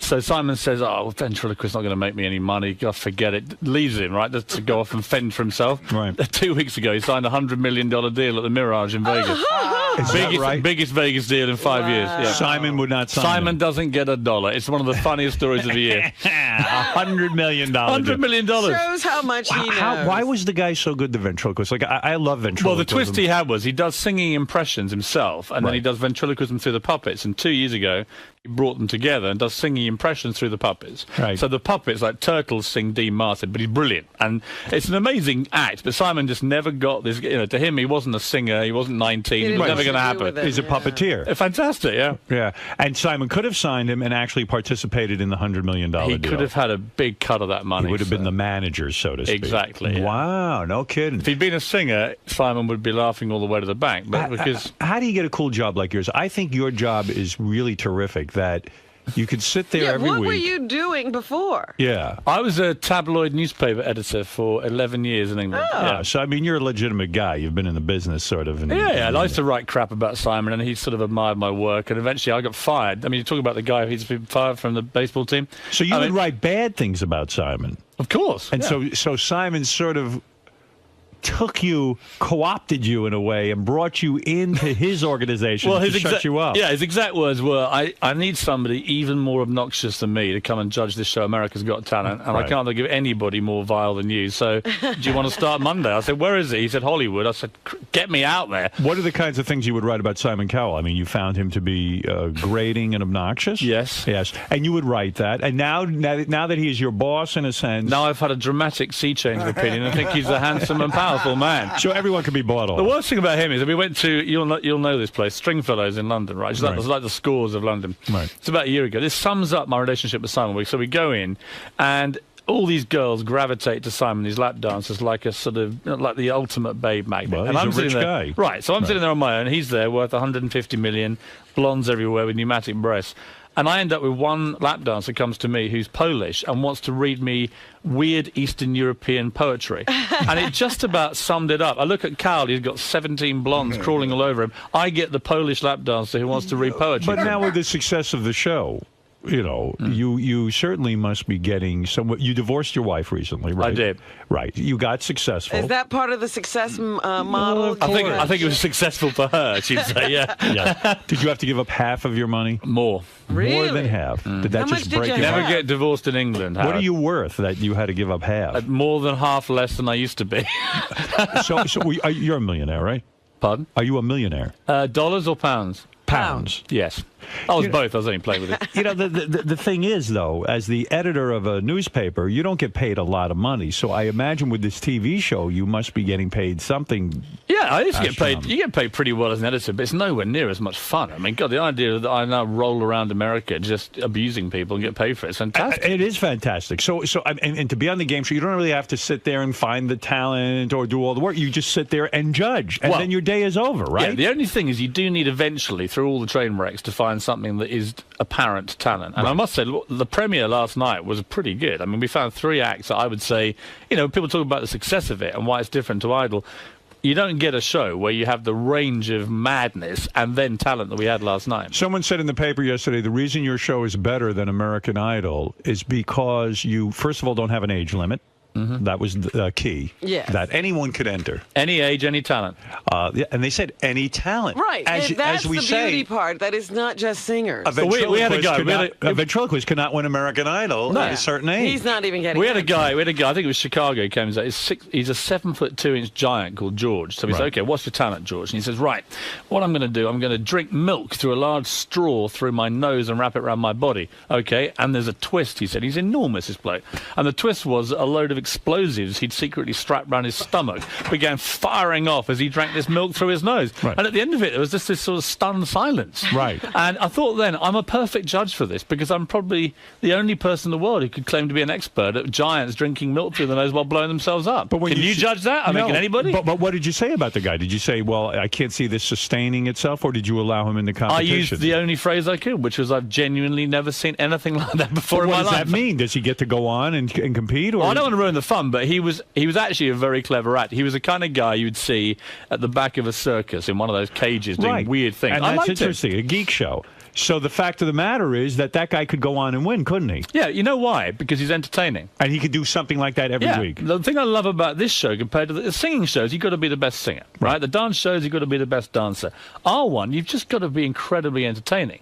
It doesn't matter what you do. I don't care, but if you're boring, you're going. How did you Is there an audience vote component to it? Oh, or this is the best thing about it. Okay. The audience for this year, we went to these big theatres around America, and there was it was like a Roman amphitheatre. Right. And they were able to chant, off, off, off. I mean, it was brutal out there. Absolutely brutal. They say that's the other strong thing about the show, the chanting, and the audience is really amped up. It was electrifying. And it's electrifying bad for the bad ones and great for the good ones. And you get this emotional roller coaster goes on in the auditions, which is unlike any other show. I mean, it's a weird thing to be involved in. I will start watching it. Sharon Osbourne's on. I used to have Sharon on my show. Sharon loves you. I used to have Sharon on my show way before America even knew who she was. Right. She was very heavy at the time before she had her stomach stapled. And she used to come on and rip people a new a-hole constantly. Oh, she was a good fighter. She was a real good fighter. And I got to tell you something. You know, to see her sitting in that position, it's like, wow, we were right. She is good. Yeah. She's good on can hold her television. own. She is hilarious. People used to say to me, why do you have her on? No one knows who she is. I said, she's good. Yeah, she does a lot of stuff now. But what about David Hasselhoff? Yeah, now you don't like him, right? He's just a tool, isn't he? Yeah. You know what I mean? Do you say that to him? Of course. I wake up in the morning, go to the office and say, David, how are you, tool? Why and is he a tool? Don't call me a tool, you tabloid wanker. Why and is that's he a how tool, our day though? starts. But why is he a tool? No, he's all right. David's quite funny. I mean, he can be funny. Right? Don't get me wrong. Is he funny because he is not in on the joke? Are we laughing at him? We're laughing at him. I right? think he pretends to get the joke. So he'll go, don't hassle the half, and he'll wear the T-shirts and all this sort of thing. But secretly, he's not laughing. Does he spend most of his time talking about himself? Yes. He does? Yes. And so it's an enormous ego, and maybe it's not justified. I mean, it was Baywatch. The guy had a huge career, made a lot of money. Yeah. But he did all of these things that I guess people laugh at. He does weird things. It's like on one of the shows, you've got to have continuity. You've got to wear the same clothes for a day. Right. Otherwise, in TV, it looks a bit weird. You turn up in one suit, you end the show in a different one. So one day, he wore the same gear all day, but at half-time, he disappeared for an hour and came back. He'd had a spray tan.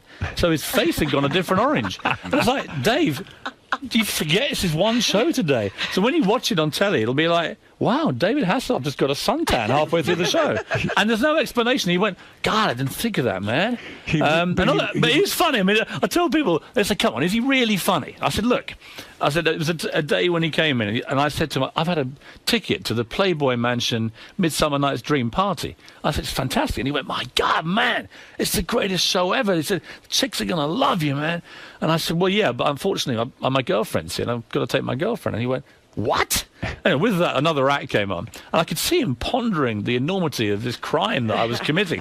Right. And eventually, at the end of the act, he said, God, man, do you not know the golden rule of the Playboy Mansion? Yeah. You never take sand to the beach. Right. There you and go. that was funny, right? And I was like laughing, saying, that's a genuinely funny line. Well, you know what? I happen to agree with him. Yeah, well, he's right. What the hell are you doing bringing your girlfriend to the Playboy? Well, there was a moment about 2 o'clock in the morning in the grotto, and I totally agree with him. But anyway. I remember when I first heard that line 80 years ago. Is it that old? Yeah, it's very old. So what is it Okay. like when now you're having success on American television, you're getting well known, you're no longer just a newspaper editor, you go home and you announce to your wife, look, honey, you're out the door. That's Oh, well, it. no, it was more a case of that happened 9 years ago. So. Oh, did it really? Oh, yeah, yeah. So this is before you were well known. Oh, yeah. Well, I was well known in Britain, but as a nasty tabloid editor, so I've always been pretty well reviled around the world. It's no problem. And do you have the hot girlfriend now? I mean, is Very she hot girlfriend. Where did you meet this broad? She's a journalist. Yes. Yeah, if you're gonna dance with the devil, really, it's just easier. Newspaper or television? Newspapers. The TV ones. I mean, like you look at these chicks on Fox News. One has better legs and body than the next. Well, I've told her she's my pre-fame girlfriend. Right. Apparently, you have to get one of these in Hollywood now. My agent said that you need a pre-fame girlfriend and a really hot one when you really make it. So I said she's got about 6 months, but if it all goes wrong, I'll probably go back crawling to her. So your new job, really what you're saying to me is it's not as simple as it looks. In other words, yes, you give your opinion, but you really do at the end of the day have to have an educated sort of opinion, and you've got to come up with the goods. You've got to really understand what talent is. Well, I think you just have to understand. I mean, Simon Cowell is a populist genius. Right. He can watch any kind of... I do Britain's Got Talent with him. We're both judges. And his instinct for watching an act after 10 seconds and saying, is this going to work for the public is incredible. Right. When I judge it, I tend to do two things. One, you don't want to put just through all the acts that have just got great talent and leave it there. You've got to have entertaining people as well for the semi-finals. But ultimately, you've got to have a final where someone can win and America goes, wow. That was real talent. Right. We had a judge once. Remember when we did our film festival and we had a judge and we had to give our opinions and stuff like that? Yes, and I found it very difficult, actually. It really is, because you do feel the pressure. Like, what if I'm wrong? What if I really don't know? I mean, I think American judges, from my experience of watching them and working with them, David and Sharon, David in particular, but he doesn't like getting booed by the audience. He doesn't like being critical. And I get that. Americans are basically nicer people than Brits. The reason we all get farmed out here on this evil Brit judge factory is because we are more comfortable with saying to people, that was terrible. You know, because we're just It's a hard thing to do, to say to someone, you really have no talent. Yeah, but I think it's a fairer thing to do. The worst thing to me is to say to someone who's terrible, hey, you were really good, you got potential. They Because go away then and they say, waste their lives chasing it, living a dream they can't have. Yeah. You did The Apprentice. I did. That was fun? It was a month on the streets of New York. Why with did everyone a bunch hate of you? bunch of D-list wackos? It was great. Yeah, but why did everyone hate you? People were threatening to quit the show because they couldn't stand to be with you. The only ones who wanted to quit the show because of me were the New Yorkers, and I thought they were a disgrace to their city. Who is a New Yorker? Stephen Baldwin. I mean, he spent half the time lecturing me about God, and then the other half he'd be saying, God, man, when I was a Hellraiser, I had 10 hookers in Vegas. I was like, well, make your mind that way. Yeah, right. Which side of the fence are you going to dance, Steve? He wanted you to know he once had a life. Yeah, and then Vinny Pastore morphed into Don Corleone, and every 2 minutes he'd go, "You better watch your back next time you're in New York." And I said, eventually I said, "You are not Don Corleone, right? That's you're a character. Vinny Pastore, all right? You're a soprano by day, but by night you're just So blown." you're saying that Vinny Pastore now thinks he's a real soprano? Yes. And you're saying that Stephen Baldwin's religion is... I think he had complex issues about which side of the fence he wanted to Do you think dance. he's really religious, or is this a shtick to get him some attention? I wouldn't question his integrity I in would. the religion. Why don't we? You're right. I think it probably is. Yeah. I think it's a load of Why are you horseshit. going to be nice now? I think he wants to be. I think he wakes up on a Sunday morning, he turns on his telly, and he sees these guys going blah blah blah and making millions, and he thinks he wants a piece of the action. It's my honest view. You have said that being on The Apprentice, that Ivanka, the daughter, Donald's daughter, is so beautiful that you almost couldn't concentrate on being on the show. I couldn't. She was dazzling. Stunning. What a catch, huh? Oh, my God. And single, someone told me, right? Yeah. Yes. I mean, that could be my next reality TV show. Did you put the moves on her at all? Tried everything, but she was batting me away firmly. Would you consider dating her? Is she too young for you? Ivanka, if she begged me, but she'd have to beg. How old a girl are we talking about? Is she 20-something, right? I think she's like mid-20s. How old a guy are you, man? I'm 43, but I look younger, right? So would you date a girl in her mid-20s? I have dated a girl in my mid-20s. You have no problem with that? Absolutely none at all. Right. So how low will you go? Will you go to 18 years old? 22. 22 is your cutoff. And Ivanka fits the bill. Absolutely. What a catch that is, Manon. She would be. I mean, good-looking, money, the Donald whole at the deal. wedding. Smart. If she's listening. Actually, the funniest moment in The Apprentice involved you. You probably don't even know this, but eventually I was going on at Baldwin. We had to get a charity auction going and get people helping and everything else. And I was getting Simon Cowell, the Duchess of York, Andrew Lloyd Webber, all these people. Bang, bang, bang, bang, bang. Nothing from Baldwin. So he went up one night to go and sell tickets to the auction. Didn't sell a ticket, having trawled the clubs for 3 weeks. I said, it's your town. Surely you can find one person you know will buy a ticket. Anyway, eventually he said, okay, I know what we're going to do. We're going to get some publicity on Howard Stern. He's an old friend. He'll take me on. Blah, blah. So we set up this thing downstairs with your guys, and we're waiting there with the cameras. And I know what's going to happen. And as the seconds tick by and the minutes go by, and Stephen's just praying you call him, right? He's just praying. Please, Howard. Blew him off. Save my career. And at the last minute, it was like, something's just come up. And he just sat there staring into space. And I was like, so you're only... Cool. The only contact you said you had in New York just blew up on you. Oh, man. I blew him up. Waste That's great. of space. I had no idea I did that. And you brought me so much pleasure, Howard. Now you know a lot of people from being an editor at a newspaper and all this stuff. The story goes that you are the man responsible for introducing Paul McCartney to Heather Mills. It's completely true. Do you feel bad about that? How did you know Heather Mills? I was editor of the Daily Mirror, one of the big tabloids in England, and we had an event called the Pride of Britain Awards in 1999. And it was like a sort of saluting of ordinary people with big stars, presented them heroic awards and so on. And Heather Mills came and made a speech, and Paul McCartney hadn't appeared in public since Linda died about a year before. And he turned up halfway through the lunch, sits next to me, and it's like an amazing moment. Everyone goes crazy. Heather Mills gets up and makes this inspiring speech about landmines and so on.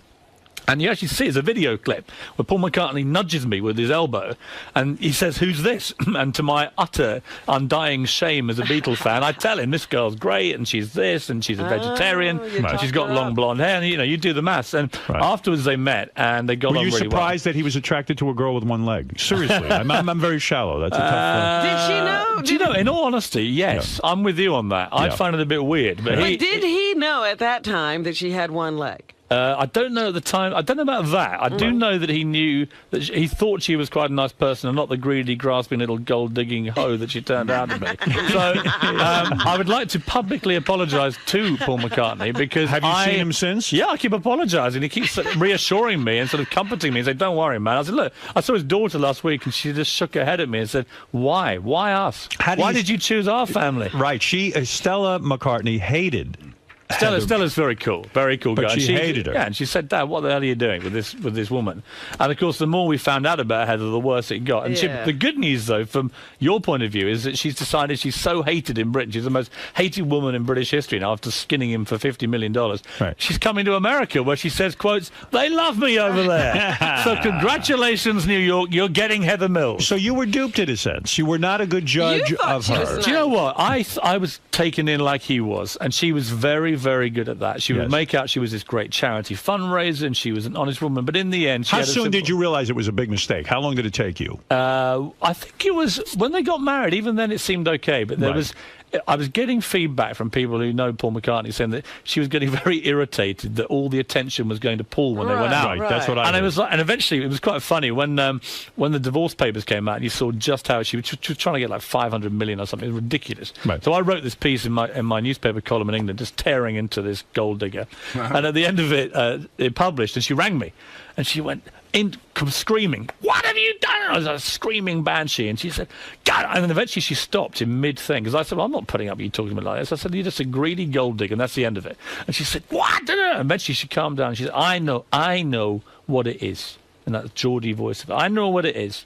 You're a Paul fan, aren't you? Aren't you?" And I sort of paused and I said, "Well, Heather, you know what it's like?" So on the one hand, we got a guy who wrote yesterday, "Hey Jude and the Beatles." On the other hand, we have you, a gold-digging little bimbo, trying to skim him for all the profits of Hey Jude. It's not a difficult one, is it, love? Right. What? Bang! Boom! And that was it. That was the end of it. End of a beautiful relationship. So was the divorce her plan all along, do you think? It would be very cynical to think, but let's just say she's got a bit of form for taking old men to the cleaners, Howard. And how did you become so friendly with Paul McCartney? I was just a big Beatles fan, and we used to do stuff with him on the Daily Mirror. And Daily Mirror is sort of working class Labour, left-wing paper in Britain, and it was very much his kind of roots from Liverpool. So stuff. he liked the paper and he became friendly with you. Yeah, and you can ring him up anytime. He's that much. Well, I wouldn't of a... say that, but I mean, if I meet him, apart from apologising consistently, which I do, because he says to me, "Thanks, pal, he cost me $58 million." You know? Yeah, you're a very expensive friend. You should chip in a bit. Yeah. What? Also, you mentioned that when you were a newspaper editor, you interviewed George Michael, the famous George Michael, and he confessed to you that he had sex with more than 500 men in the last 7 years. Is that right? It wasn't an interview. I went to a dinner party. I went to a dinner party, and I've been told you can be quite indiscreet. Anyway, this is about 3-4 years ago, and we sit there. There's about 8 of us, and bear in mind that I was there, and so was the editor of The Sun, who's another outrageous tabloid in Britain. You'd think he'd just show a little bit of discretion. Anyway, a few bottles of wine later, suddenly he just unburdens himself, and it's like he'd slept with 500 guys in the previous 7 years. What's his thing? He likes it in the behind, or he likes anal, or what is his thing? I think his thing is Hampstead Heath on a Friday night at midnight. Anything goes, Howard. So if you're in London, if you want to go to Hampstead Heath, you know what you're going to get. George Michael, very, very hot under the collar, right? But it was like that. He was being blackmailed by a male French hooker. He then began to name all the famous celebrities, some of whom were heterosexual to the public, who'd slept with his boyfriend. So by now we're like, what? Wow. He's telling this to you, who is a tabloid reporter. Yeah, and afterwards, of course, I obviously put it all in my book, and he was like, "How could you be so indiscreet?" I was like, "George, you invite 2 tabloid editors to your dinner party. You then tell us you slept with 500 guys. What do you think we're going to do? It's like putting a big lion into a cage and chucking it some raw meat, you know?" But people continually invite you to these dinner parties. They do. And yet you can be obnoxious at the dinner party. For example, you were invited to Madonna and Guy Ritchie's home, and you said to Guy Ritchie, "Hey, you used to be a bartender. Go get me a drink." Well, he was a bartender. He was my bartender. I live in a place called Wandsworth in South London. The Guy Ritchie I knew used to be the deputy. He wasn't even the head barman. He was the deputy head barman of a place called Joe's Brasserie. And I used to go in there and click my fingers, and this Guy would run off and get me my beer. Next time I see him, unbelievably, he's standing next to Madonna. And I was like, what? So I go to a guy called Marco Pierre White. He's a famous chef, right? He's doing a show at the moment for NBC. And great guy. I saw him last night. Marco had a 40th birthday party in which he invited 40 guests.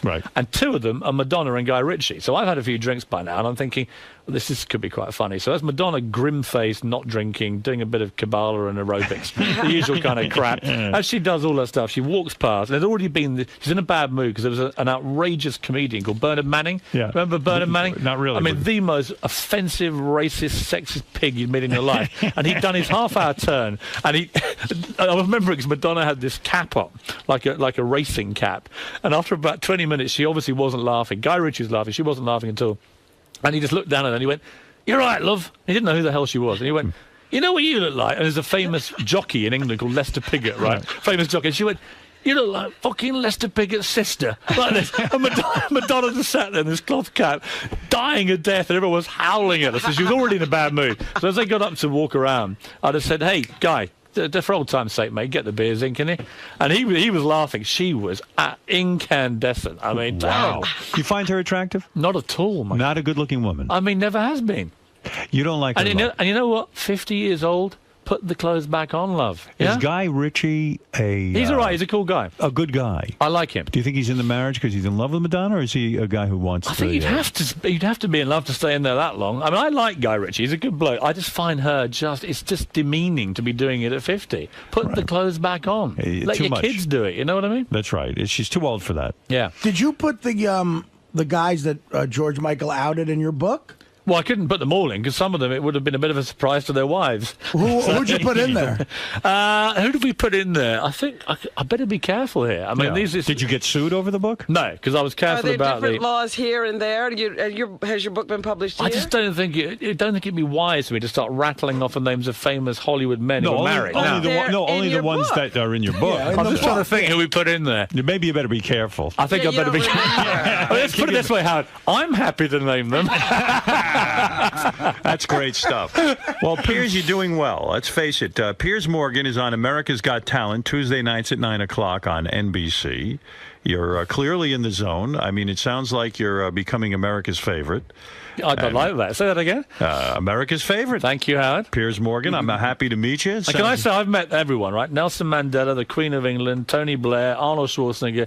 When they told me Howard Stern wanted me on his show, greatest moment of my career. Oh, isn't that Kid great? you not? Thank you. Read your book, watched the movie, listened to your shows back in England. Thank you. This is the career highlight. And how? And where are you living now? I live in London and then LA most of the time doing the talent show. And You got a big house? I mean, you must have a big spread, right? Of course. Unbelievable. Getting bigger by the year, Hab. And when I get one as big as yours, I'll be dying a happy man. And you've had sex with two women at the same time? No. Not yet. No, You're but I'm working hoping if toward I hang out with you a bit, I might get a bit nearer that. You're a judge. How are you in the sack? Very, very, very good. I asked Lennox Lewis that question because Lennox was on the Celebrity Apprentice, and I do interviews for GQ magazine, and I always say to everybody, "Are you good in bed?" Right? It's just a great question because whatever they say, Lennox Lewis, the boxer, and Lennox just went, "No." I looked forward. I went, "You don't argue with Lennox." He went, "No," and there was a long pause, and he went, "I'm great." What makes a man great in bed? Stamina, willpower, selflessness. Forget all that. You just got to be hung like a donkey, right? Are you hung like a donkey? Absolutely. Really? Yes. How many inches? How many are you? You want the honest truth? Yeah. Robin, what was I? I was just about Just 6 under inches. 6, right? Just How many? Under. Just about 6 inches. Oh, I'm bigger than you. That's all that matters. Really? If I die, I want my epitaph to say, hung better than Howard Stern. That'll be fine for me. Ever urinate on a woman? No. Never. Never. What's And the I weirdest thing you ever heard that did with- conversation earlier. Not happy about that. What is very uncomfortable. Drinking a cup of coffee at 8 in the morning. I don't want to hear that kind of filth, Howard. What is the weirdest thing you ever did with a woman? I don't really do weird things. Was your buttocks ever eaten by a woman? Tongue right We up always the... have the impression that the British are kinky. We're not that kinky. I suspect Simon's kinkier than me. Is it true that Lennox Lewis is a great chess player?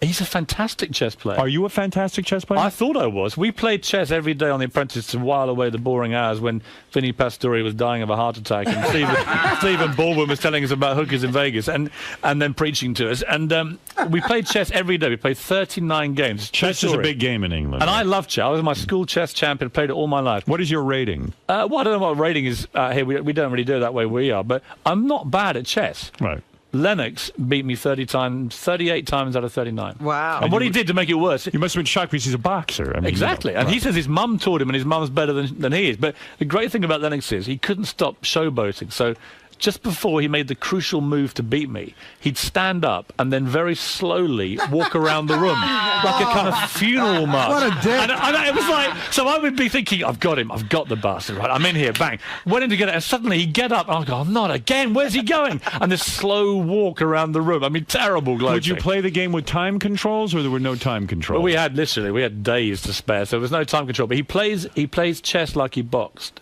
So he's very, very cunning. He's very quick with a jab. Boom, boom, boom, boom. And before you know it, he's just all over the place. Really? He's a fantastic chess player. I mean, he would be able to give any serious chess player a game. Do you ever play chess on the internet? I'm going to start playing with him on the internet because he lives mainly in Jamaica now. I see. But he's terrific. Okay, I won't get too into the chess thing, but I'm always curious because Howard, I you like to should play. play You should play Piers. I would love to play Piers. I would love You to guys should play. have your own internet league. You play chess? I do. We should have a game. I enjoy the I game. think we should get Lennox in because he's brilliant.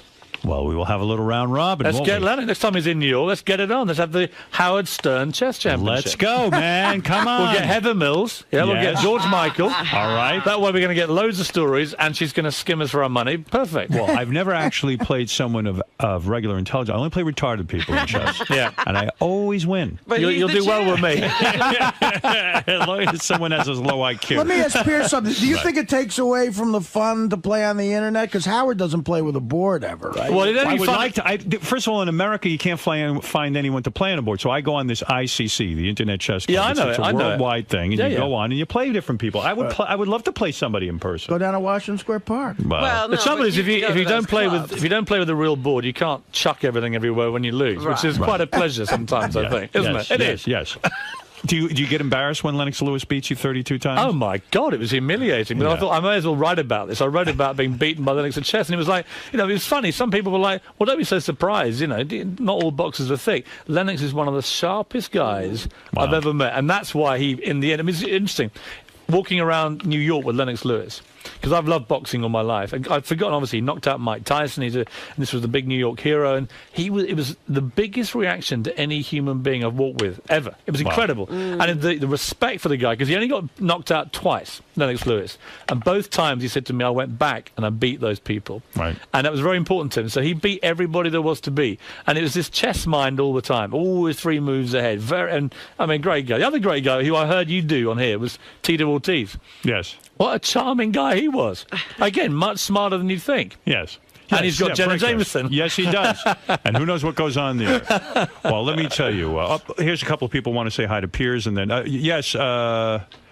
Jeff the Drunk, go ahead quickly. Oh, geez. Yeah, hi, Pierce. Hey, Jeff. I was watching the show last night. The opera singer was awesome. He was fantastic, wasn't he? You're saying is someone who sings the opera was good? It was better than that. It's a guy who, by day, sells insurance, this guy, Neil, right? And then he just ripped into Nessun Dorma by Pavarotti. It was awesome. The word is there. Nessun Dorma by Pavarotti is my favorite. I can't believe Jeff the Drunk knows this kind of music. Trust me, Nessun Dorma is going to be huge. Marianne from Brooklyn, you're on the air. I absolutely love you. Celebrity for Apprentice. You against Omarosa. You stood up to Donald Trump. Thank you. Show. I'm a big fan of Simon. I absolutely adore you. And Howard, my Baba Booey song is on its way. Maybe Pierce could judge it. Yes, hurry up with those Baba Booey songs. Yes, Brandon, go ahead.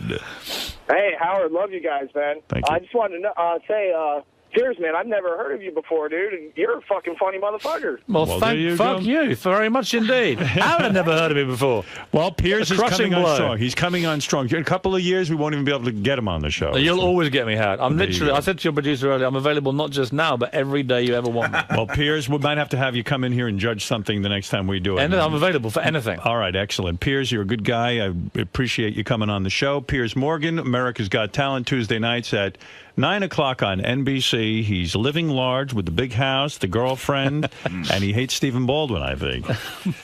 Yeah.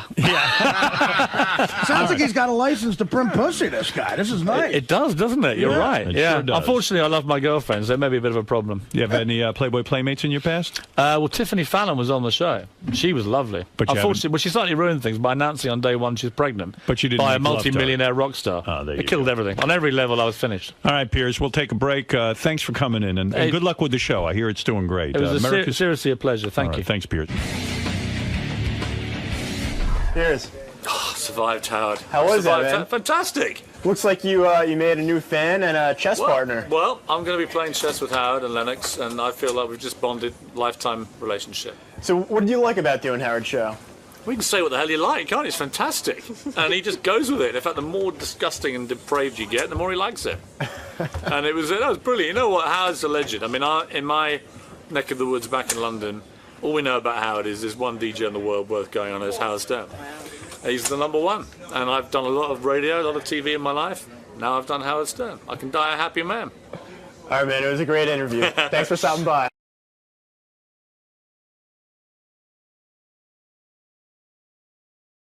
Best of the Wrap-Up Show. A recap and behind-the-scenes look with John High and Gary Dell'Abate. The Best of the Wrap-Up Show begins now. Hey, this is Jason, and on Monday's wrap-up show, they furthered the conversation about how I was talking to Kevin Kraft about taking gay pictures of him for a gay website to make money. People were saying that I'm gay for even saying that. I'd be willing to do it. Look, I'm in it for the money, but like, what's so gay about wanting to take a picture of a naked dude?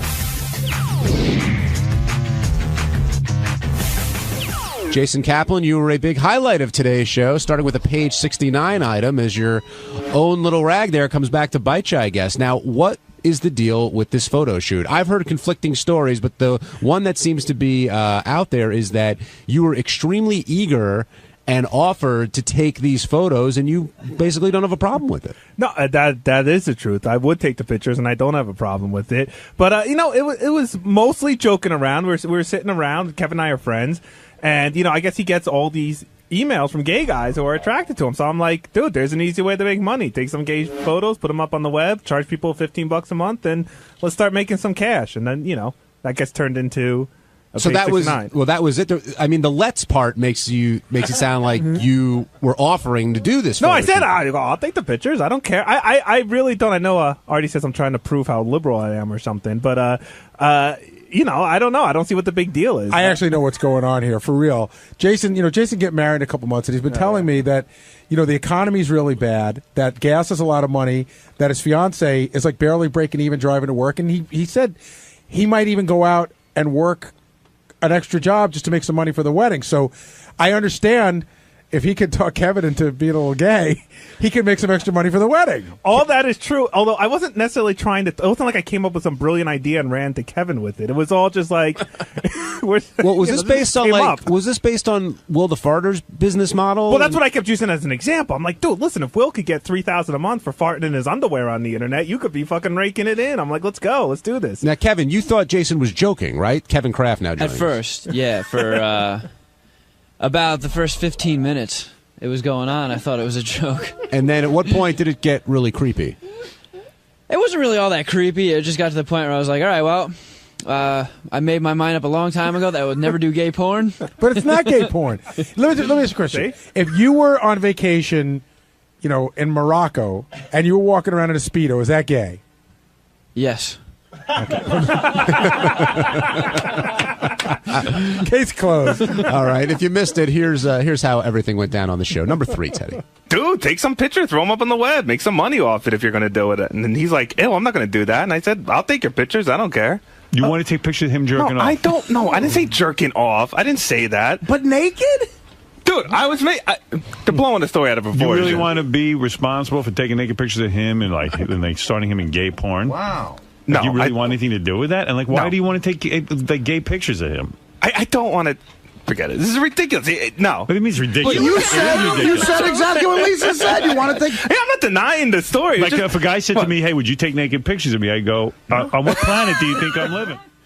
So was Artie the only one who had that type of reaction to what Jason was talking about? Because Artie seemed pretty skeeved by the whole thing.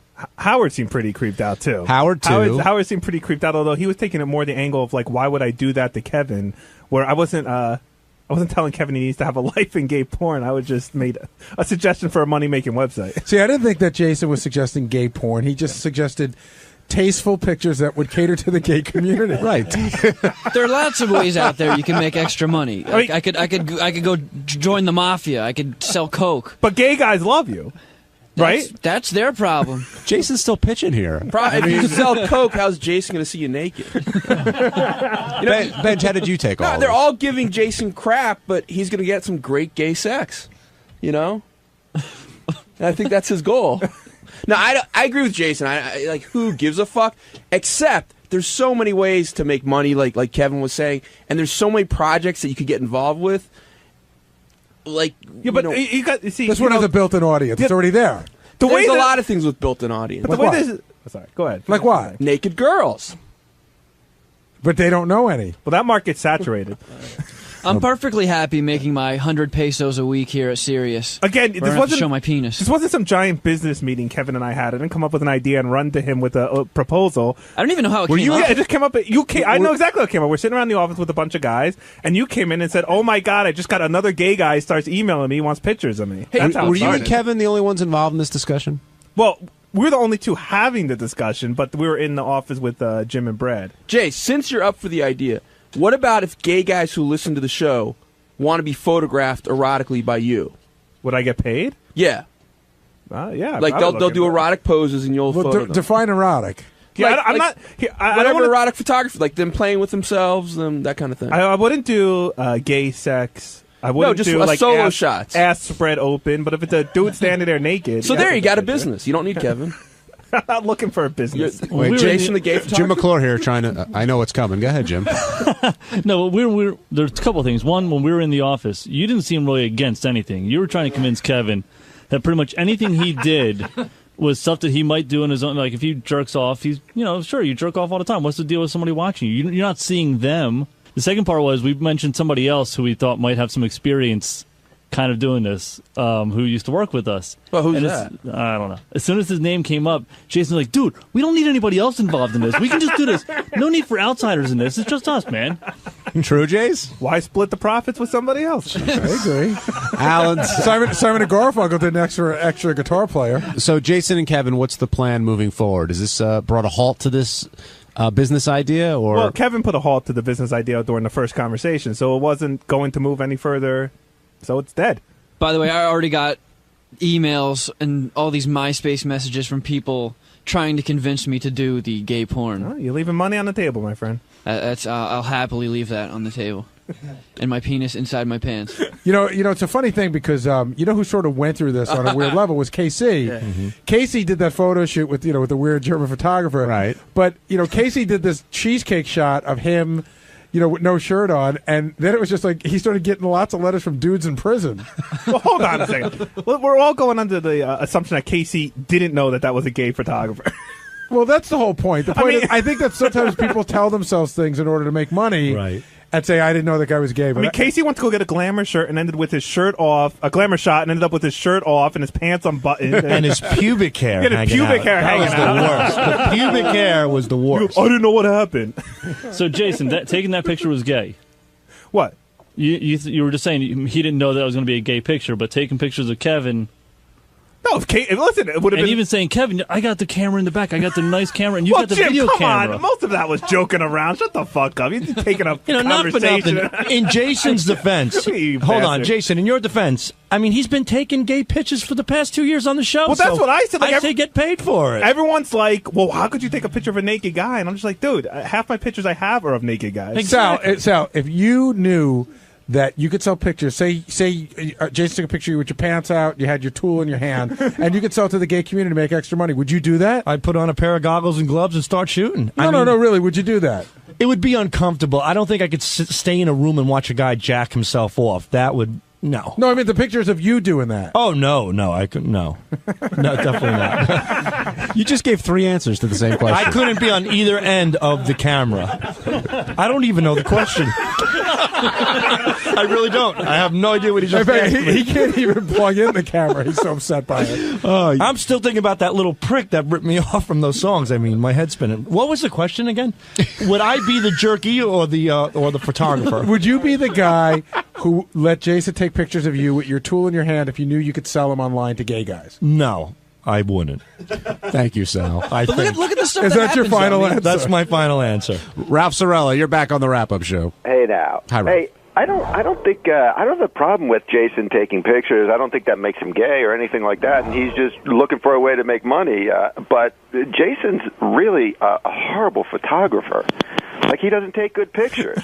Why would you want some guy taking bad pictures? See, this is a bone of contention, too, because what happens is Jason takes pictures and puts them up on the website, and then Ralph usually calls in to say what horrible pictures they are.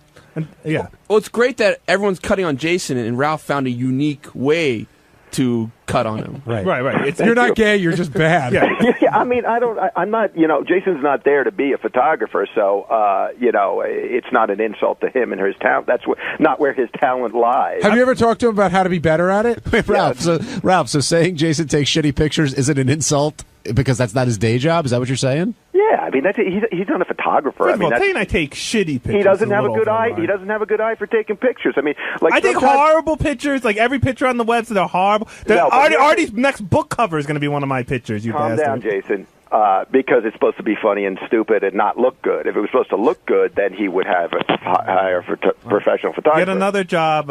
We don't do good enough. Jason takes 20 pictures of a hot chick, and they like sometimes I'll go over Howard's house, and when I'm not goofing on Gary, I'll say, "Hey, who was that chicken this morning?" And Howard goes, "Oh yeah, she was kind of hot. Let me show you some pictures." And he opens up an email, and it's got 20 pictures, and he's like, "I don't know, man. She looked good in the studio." Jace, do you take offense to this? No, not really. I don't care. I mean, listen, A, he's right. I'm not a photographer. I never went to photography school or had class or anything in it. B, I have about a minute and a half to take pictures in the studio after a chick's been in there. And C, I do think a lot of the pictures I take end up being really good. Well, if you take he's much better with dick. If you take 50 pictures, one might be good. But yeah, you should. Yeah, well, that's called being a photojournalist, Ralph, and that's how I classify myself. But Ralph, can you give Jason any advice on how? Like, have you ever spoken to him off the air? And I have. I spent the afternoon with him one day, tried to show him how to take better pictures of Howard and stuff. So we set up Howard's shot, and now that's where I take pictures of Howard. And now what? I took your advice. It was good advice. Yeah. No. I'm not saying you don't take advice. I'm just saying you're not. I don't think this is your thing. No, well, I'm not going to open up a photography school after I'm done here. No. You should be the website administrator and just get some photographer that takes the gay pictures of him. Kevin, why won't you do that? What? Oh, Kevin. What, you mean pose naked? Yeah. Well, I don't want to disappoint my family that much. Hey, it's John Hine, and on Tuesday's wrap-up show, Ganji stopped by to attempt to explain the code of men, and frankly, none of us understand what the hell he's saying. Matt in Long Island, you're on the wrap-up show. Did you say Matt? Yes, I did. I wanted to talk about Ganji, that fucking loser. Okay, what about him? What's this man rule? How come I never heard about this rule? The code of men? Yeah, I mean, what is that gay shit? Well, which code of men, Ganji's or Howard's? Ganji's. I mean, is he serious? Had you guys heard that? Well, what was Ganji's code of men? What was his speech? code? Something like, I don't know, 6 months he has to try and to get this girl to date him, and if she don't like him, then Artie's allowed to try. Yeah, Ganji likened it to a slow burn, I believe he said. See, the problem is there's a code of men, but there's no universal code of men. So every guy has their own code, and that's a problem because They're not the code. What's that? That's not the code, though. I gotta say. I mean, the only code, like you don't fuck some guy's wife. Exactly. Or, the code I know is you don't fuck a guy's wife. Even if a guy breaks up with a girl, you still don't date her if she's your friend. 2 guys never share an umbrella. Like, that's the code of man. I thought it was like, if I can get laid, I'm doing it. But really, I mean, Artie goes and he brings this girl to Letterman, and that's a big thing. He could have brought 50 other girls, and he brings her, and fucking Ganji, he's a cockblock. Well, but Ganji could make the argument. You're right. He could have brought 50 girls. Why did it have to be that one? And Matt, you could talk to the man himself right now. Ganji, a lot of people are getting on you for your code of men and saying it's bullshit. Why is it bullshit, Matt? Because who are you to her? You're a nobody to her. So what are you? Mark your territory? I mean, no, I was nobody to her, He but pissed all over her. Yeah, exactly. No, I was nobody to her, but I was putting the moves on first. So listen. What moves did you put on? No, hey, listen, Matt. So this is how the scenario works out, right? You like a girl. You're trying to get something going, and who, by the way, is living with a boyfriend. Doesn't matter. No, doesn't matter. Just listen to the scenario. You like a girl. Who cares if she has a boyfriend? So you're saying. You like a girl, whether or not she has a boyfriend, and your buddy comes in and goes, hey, I'm going to take her out. I have more money than you. I'm just going to take her out. You're cool with that? In the situation that you're in right now, yes. Why? What situation am I in? You are nothing to... So you like her, so that means every girl that you like... put yourself in the same... to any other guy? So put yourself in the same situation. You like a girl, and one of your buddies comes in and swoops her and tries to swoop her up. You cool? You know what? You good with that? You good with your friend? Isn't that sort of what you were doing to this girl's boyfriend? Are you good? Are you good? It doesn't matter about the boyfriend. I don't know. I'm not friends with the boyfriend. But don't you agree that the rules are a little bit different here because it's an on-air thing? No, they shouldn't be. I mean, it shouldn't be. It's the same thing, dude. If anyone in this room who I considered a friend told me in any way, shape, or form they were interested in a girl, I don't care if she came over to me and said, I hate Gary. He's the ugliest guy in the world. I love you. I wouldn't give a shit because you're my friend. Stop talking about Mary. No, but you know what I mean? Like my loyalty is to my friend, and there'll always be another girl. I'm not going to fuck over my friend, but to hook up and I get what you're saying, but don't you think like nobody knew that you had this attitude before it all unfolded on the air? Yeah, and they're doing a bit of, like if Artie would have known this whole thing off the air, it probably would have never went down the way it went down. Definitely wouldn't have. Artie said but what that, I'm saying is the time span that it all happened was 5 minutes. You know what I mean? So from the time, but it all they happened. found It all out- happened on the air. Absolutely. That's why I think it's a little bit different. But Gange, let's every go ahead, Ben. Sorry, every Howard TV chick that comes in, you're gonna have a chance to lay claim to first. I guess maybe, yeah. I don't know. No, because I don't deal with every single one of them. Can no. you lay claim to more than one girl at a time? Yeah, is it like Disney? Can you only do the Fast Pass for one ride, and then you have to Yeah. go on it before you can do Fast Pass again? Where does that fit in the code, Gange? I wouldn't lay claim to more than one girl at a time. Do you? But I mean, do you currently have a claim to anyone? No. You really Currently, don't? No claims to anyone. No. But what about the time that passes? Like, how much time needs to pass before this girl becomes free game anymore? Like, you say you like her. Free game to anybody in the world, or free game to my buddies?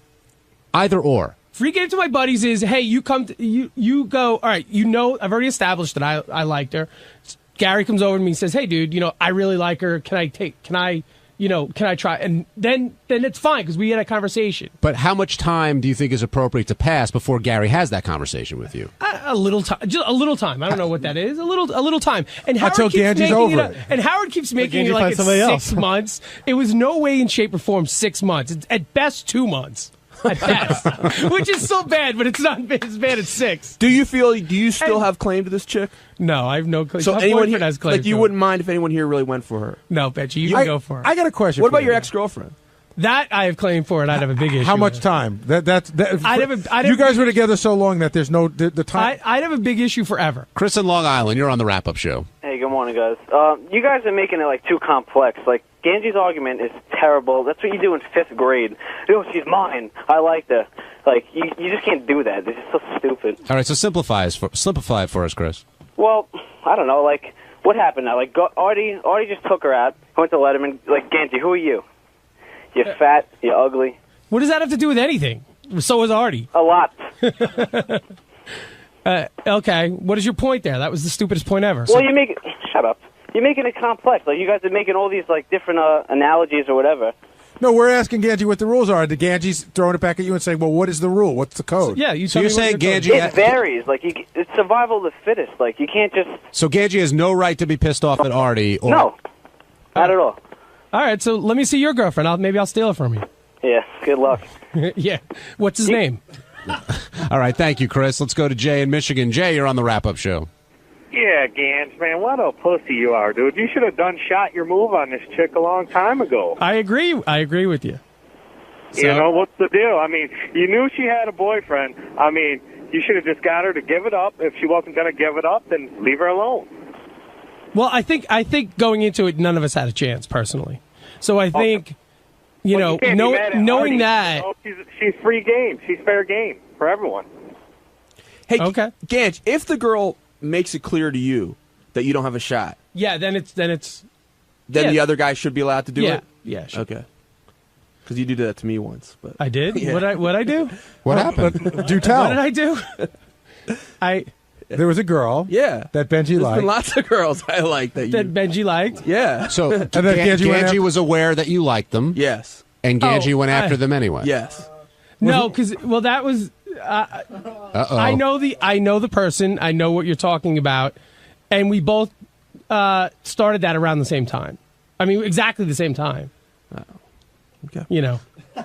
So Benji, But you were you wouldn't say you liked the person ever. But It's everybody knew he did. Yeah, but it was like, no, she's just a friend. No, she's just a friend. So in that case, if you've never said you It's liked Doug's them, wife, so everyone. But Gange, did you know that Benji was sort of? I would ask. Forget and they didn't say it because I would Gary said always- everyone kind of I would understood always it. ask, and he would always say, "No, we're just friends." I don't believe that. So no, absolutely. You said it for years and years and years. Till just recently are you finally admitting that you liked her? For years you said no, you never did. So I mean, what am I going to do? I mean, if he said at any point yes, then I would have backed off totally. He didn't get anywhere with her. Anyway. Yeah, I didn't get anywhere. Anyway. That's He the ended part up I in wanted to bed- hear. He ended up in bed with her. That's it. And they cuddled. And that was it. Hey, it's Sal, and on Wednesday's wrap-up show, I came in here to explain my love of pee videos. And, of course, once again, nobody agreed with me, so make up your own mind. Check it out. Congratulations on your song today. That went over very well. Thank you. And then you went in and talked about how you love when women get pissed on. Well, we all have our things. You like the whole degradation thing, though, right? I mean, it's hard to explain. I like that. I love that a woman would be willing to submit herself to that, because to me, that's a girl who is the dirtiest, filthiest pig you can find, and right, that's a girl who likes to be degraded. Yeah, a girl who likes it. But Sal, I think he's making a point. It's not that she's willing to go that far if it pleases Sal. That's right. You know what I'm saying? Mm-mm. It's like a girl is willing to go to that level. Is she really that crazy and psychotic and horny, or is she doing it simply for the pleasure of her partner? So which one turns you on? Both. and let me ask you a question. If you were single and you had a girl and she said, please piss on me and stick my head in the toilet, that would turn you on, but is that somebody that you want to bring home? Or would you rather just watch? I'm a spectator. To me, it's a spectator sport. See, I can't... To me, if I had to pee on somebody, it takes too much work. You got to get them in the tub. You got to make sure it doesn't smell when she's done. And then you don't know, I'm not going to kiss her after I peed in her face, and I'm not going to want to touch her hair or have her lay down on my bed, wake up with yellow streaks all over my pillowcases. So very well thought out, by the Yeah. way, the whole thing. Yeah. I remember, like, for me, you really hit the creep factor about 3 months ago, like well into the red, when you told me about your favorite porn clip of all time, which is that guy Rocco, who... What's Rocco's last name again? Safridi. Rocco Safridi. So he does these movies where he smacks girls around anyway, which is really creepy to start with. Yeah, I don't like the smacking. But the one that he's talking about is Rocco's doing this girl from behind, and he just picks her up and runs into the bathroom, and while he's still having sex with her, he starts sticking her head in the toilet. It's great because his dick is still wedged into her twat, and he manages to pick her up and run with her like a football. This is Savannah Rocco, right? Yeah. And But I remember, like, I watched the clip and I go, wow. I guess it's almost like when people say that they're into like rubber and bondage and stuff. Yeah. Like I watch those clips and I go, I don't know, just I don't get it. Yeah. And I didn't get where the turn on was for a girl to have her head jammed in a toilet. Me neither until I saw it. I swear. But I'm the guy watching. How about the girl who's actually doing it? You know what I mean? That's a lot worse than the person watching. Don't deflect. She got paid. That's true. Yeah. John in Michigan, you're on the wrap-up show. Hey, Sal, what's up, man? Hey, baby. Hey, if you and your wife actually got divorced, and you're talking about all this stuff about how you like to watch the videos about girls getting pissed on and all that type of stuff, Yeah. if you and your wife actually got divorced, would you actually want to date a girl like that, dude? No, but I wouldn't mind. Like I said, it's just convenient and simple to watch it on video. You know what I mean? Sal just sort of answered that, I think, too. Yeah. I mean, if you're watching the Hulk, you don't want to be actually on, you don't want it to be a live event. You don't want to be on that street when he's smashing cars and flinging them at buildings, as exciting as that might seem. It's just much more convenient to watch it and enjoy it from an entertainer's perspective. Do you guys really hold on. The girl that's getting pissed on, she's an entertainer? She entertains me. It's adult entertainment. Do you guys really think it's that big of a deal? No, they're making that. No, it's gross. I went to a bar with 6 guys a few weeks ago. Irish Times, great place out in Holbrook. And I'm hanging out with 6 guys, and they were telling me how they were talking about pee videos, how they jack off to pee videos. And one dude goes, "That's disgusting." And all 6 guys looked at him like he was a homo. It's almost like they outed him from the group because one dude thought jerking off to pee videos was wrong. So based on your 6 guys at the Irish pub in Holbrook, Irish Times, you've now decided that's your straw poll, that because I heard you say today that the peeing thing is very big with guys now. It is from at least the people I meet. Yeah, the 5 guys you met at this pub. So that's where statistically speaking comes from? That's your sample size? No, I go to MovieMonster.com, and I've noticed that the piss videos have increased tremendously. The volume, probably based on your viewing. Maybe, I don't know, but pee is what shit was in the 90s. The catalog of pee has gone up tremendously on that website. So I'm assuming it's a big market. Listen, if you absolutely love a girl, and she's like if your wife said to you, "Listen, I've always been embarrassed to tell you, but it turns me on to be peed on." Right. Would it really freak you out that much? Yeah. Yeah, I would like to think that I knew the person that I married didn't like to be peed on. And would that end it? No, I'm just not going to pee on her. Well, Gary, you like teen anal. But you do. I mean, I'd rather have a 40-year-old woman pee on a 40-year-old woman rather than jacking off to somebody who was where it's borderline pedophilia. It's not borderline. First of all, teen anal. What? 13? No. 14? You know what the girls are in those videos? They're 30-year-old girls wearing plaid skirts. Keep telling yourself that. Yeah. Oh, they're I'm watching underage porn. That's I don't know, but Gary, but that's what you're imagining. You're imagining teens. I don't know that I'm imagining 12-year-olds or 13-year-olds. Like well, 13, that teens could be 19. I know, but I'm saying, okay, but that's your fetish, and I respect that. It's not my big fetish, by the way. Teen anal. I said I joked around that I watched it a couple of times. It's not what I live for. I don't live for P videos. Oh, either. yes, you do. No, they're just part of my repertoire. Listen, I don't go to like some teen something website, but you live on pissmops.com, which is a peeing website. All right, let's talk to Tom in Tempe. Hey, Tom. I don't get it. Hey, guys. Sal is like a car wreck. You know, you don't want to really see it or hear it, but you got to look at it. You're a mess, dude. But hey, whatever floats your boat. I don't get it. If I go to a comedy show this weekend, I'll have 17 guys at the bar saying how much they love P videos. It's just something. Maybe I'm stupid. Maybe I'm the only idiot that's saying this on the air, and every guy right now driving his car is saying, "Sure, I've jerked off to a P video here or there." And I'm completely right. And I'm only guilty of being honest. Do you believe that? Do you think everyone driving around is saying, yeah, of Not course. everyone, but I'm saying that. What percentage would you say? 1. All right, let me ask you, Tom from Tempe. Yeah. Have you ever seen a P video and enjoyed it? I've never actually seen a P video, no. All right. I'm saying he's lying, and I'm saying 85% of the men who listen to the show probably have done it. What, have watched it and enjoy it? Maybe not. I would say 85% have seen a P video. I would say 65% have probably masturbated to one. You totally just made that number while we were talking. You remind me like in the Manchurian Candidate. 57 people are in the Communist Party. You just make shit up as you go along. It's my assumption. I'm not making it up. I'm guesstimating. Guesstimation. Even when you're doing the whole rap about being at the comedy club and 17 guys are coming to talk to you about it, crunch the numbers. How many people do you think are in the club? 200? 250? So if the 250 in the club, 17 came up to you, what's the percentage of that? It's almost okay. 10%. That's the only 17 that are willing to talk to me. No. And how many of them you think are coming to talk to you to make it sound like they... Well, it's their cup of tea. If you're listening to the Howard Stern show, you don't care. You're not necessarily. You don't give a shit about what Judd Apatow is doing, or that's a very, very bad example. I'm saying if you're listening to the Howard Stern show, you don't necessarily care about Paris Hilton or these. Awful things that you have to talk about. It has nothing to do with this. Are you assuming? Are you assuming that, or are you making that up? No. I'm saying that it's more the nature of Howard Stern. Howard Stern's been playing piss videos for years over the air. The German most of them are contributed by you. The gag factor videos. The pussy fart videos. It's entertaining, and I think that's what the fans like to a certain degree. So we have a common bond when I go to the shows. Again, I think that there's no way to know what the number of people who are into urinating videos are. I think that you're making up a number. And I also think if somebody comes to you and said, I heard that clip on the show, it made me laugh, doesn't mean that they're sexually aroused by it. And I agree. Is Richard into piss videos?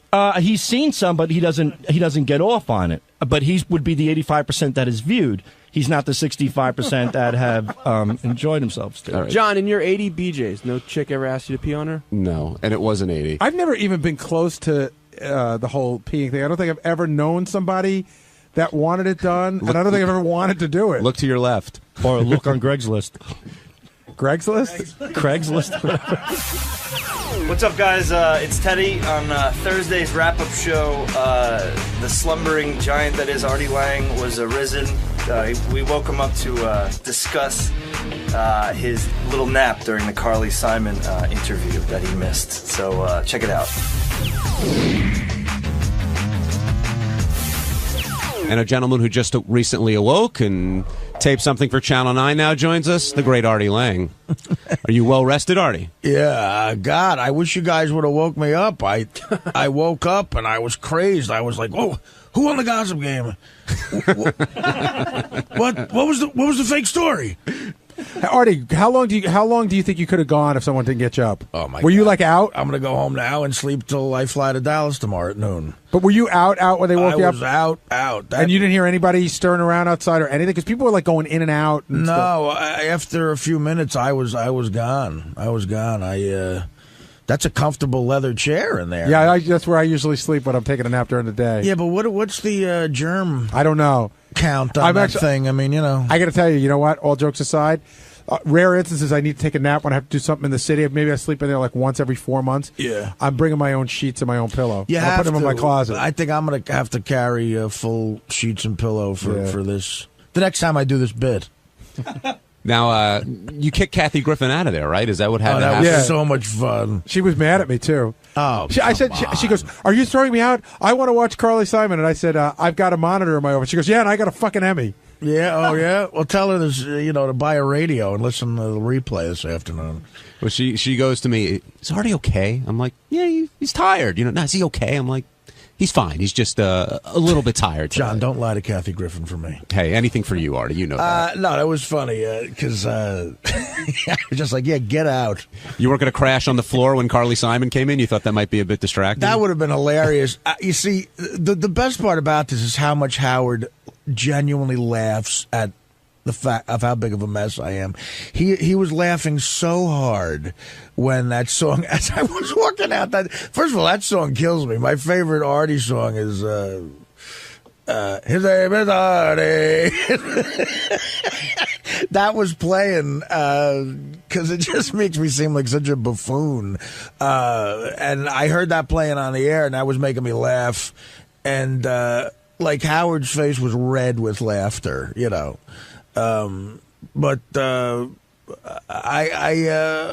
listen. I really needed sleep. What was I going to do? He was trying to decide between how funny it would be for me to be laying there and would it insult Carly Simon. And you know what? He was playing that in his head, and I think he figured out to get her mad. And you haven't heard? Have you heard anything about the Carly interview? No. It ended up being unbelievable. If you were in there, it probably would have wrecked what was a really amazing interview. Oh, sorry, Gar. No, just saying. I'm saying he made the right call. I'm saying he made the right call. But you haven't heard anything about the interview? What have I wrecked in the past? No. Artie, were you? I didn't mean to insult you there. The Luke Wilson interview with. You mean if he was sleeping, she wouldn't have opened up as much? Yeah, Gary, you don't see how it's insulting saying if Artie was in there, the interview wouldn't have been that great. No, not if he were in there. If he were in there sleeping. Oh, well, that's what I meant. If you were. Oh, I'm sorry. I've said if you were laying on the. I'm kidding. All right. If you were laying down there sleeping, she wouldn't have opened up. What did she say? Well, her and James Taylor have not spoken to each other in 26 years. Wow. And it's really uncomfortable, and she really wanted to talk about it. And then Ben, her son, who was in the band, they talked about how weird it is for them, and they were both talking to Howard. They wouldn't talk to each other, but they were talking to each other through Howard. Wait, so they're not? They have issues too? Her and the kid? Carly and Ben talk to each other, but she doesn't know how to get a hold of James. She has no way to get a hold of him, and she thinks it's weird. She wants to communicate with James, but he won't talk to her. But she'll never talk to Ben about it. 26 years. 26 years, and he has a regular relationship with the both of them, the kid? That's right. Carly talked about going to their daughter's wedding, and since it was James Taylor's house, she had to use the porta potty. Like, she couldn't get anywhere near him or the kids. I mean, it's bad. Who's the Vane song about? Did you get that? She told Howard. She did? She did. She told Howard off there. He won't tell anybody, but we'll try to get it out of him. Oh, he's going to tell Robin in a week, apparently. Yeah. As long as she agrees not to tell Florentine. Wow. Yeah, because then Florentine could tell us on the USO tour. Why do I hate that I care about it? Ryan in Philly, you're on the wrap-up show. Hey, what's going on, guys? Hey, Ryan. What's up, Artie? Hey, man. Hey, real quick, you noticed that when Artie was falling asleep, it seemed like Robin, jumped right on it and called him out that he was sleeping on the past few days. And I bet you if Robin had her choice, that Artie might not even be on the show. It seems like she's very annoyed about that. What do you think? Robin, I think it's interesting, the dynamic between me and Robin. Robin gets annoyed with me sometimes. I don't think because she doesn't like me. I think because she's just annoyed that, I treat myself so badly, maybe. I don't know. And right. she's, the healthiest person in the world now. Like you guys are polar opposites. I mean, well, yeah, but I noticed that too, man. I mean, you're right. It was like, oh my God, it's been every day now. It's like a teacher yelling at you. Yeah, he fell asleep yesterday, and this is ridiculous. So, well, keep sleeping, Artie. I think it's hilarious. It's great. Well, look, this is a character I pitched years ago. They wouldn't let me do it. Eric in Mount Vernon, you're on the wrap-up show. Hey, how's it going, guys? Hey, Eric. I just wanted to grill Artie a little bit. I'm like that crazy bitch that was on earlier. I'm also a recovering addict. I wanted to see maybe you guys. I know you got some cameras in there. I've never seen Howard 100, but maybe you could get like a zoom in close up on Artie's pupils, or if he's bringing in like some chocolate bars, or if he's drooling on himself, nodding out. Yeah, that'll be great. Can we do that? Wearing long sleeves. I mean, give him some sort of check over. Because it's like, it would be nice if the sleeping thing was preconceived, then it'd feel like at least we're being entertained because Artie's an entertainer. But I sort of feel like, maybe I'm being entertained because Artie's secretly, shooting the smacks. Artie, anything you'd like to tell Eric from Mount Vernon? As long as you're entertained, dude. I mean, what does it matter? You're laughing at me or with me? I agree I'm not the healthiest guy right now. I could use a few sit-ups. I don't know. I should join some sort of gym. But right now, I'm just having fun, man. Just drinking beers, smoking weed, snorting H. You know what I'm saying? Yeah. Eating cheeseburgers. So you're prepared for your big overseas trip? Yeah.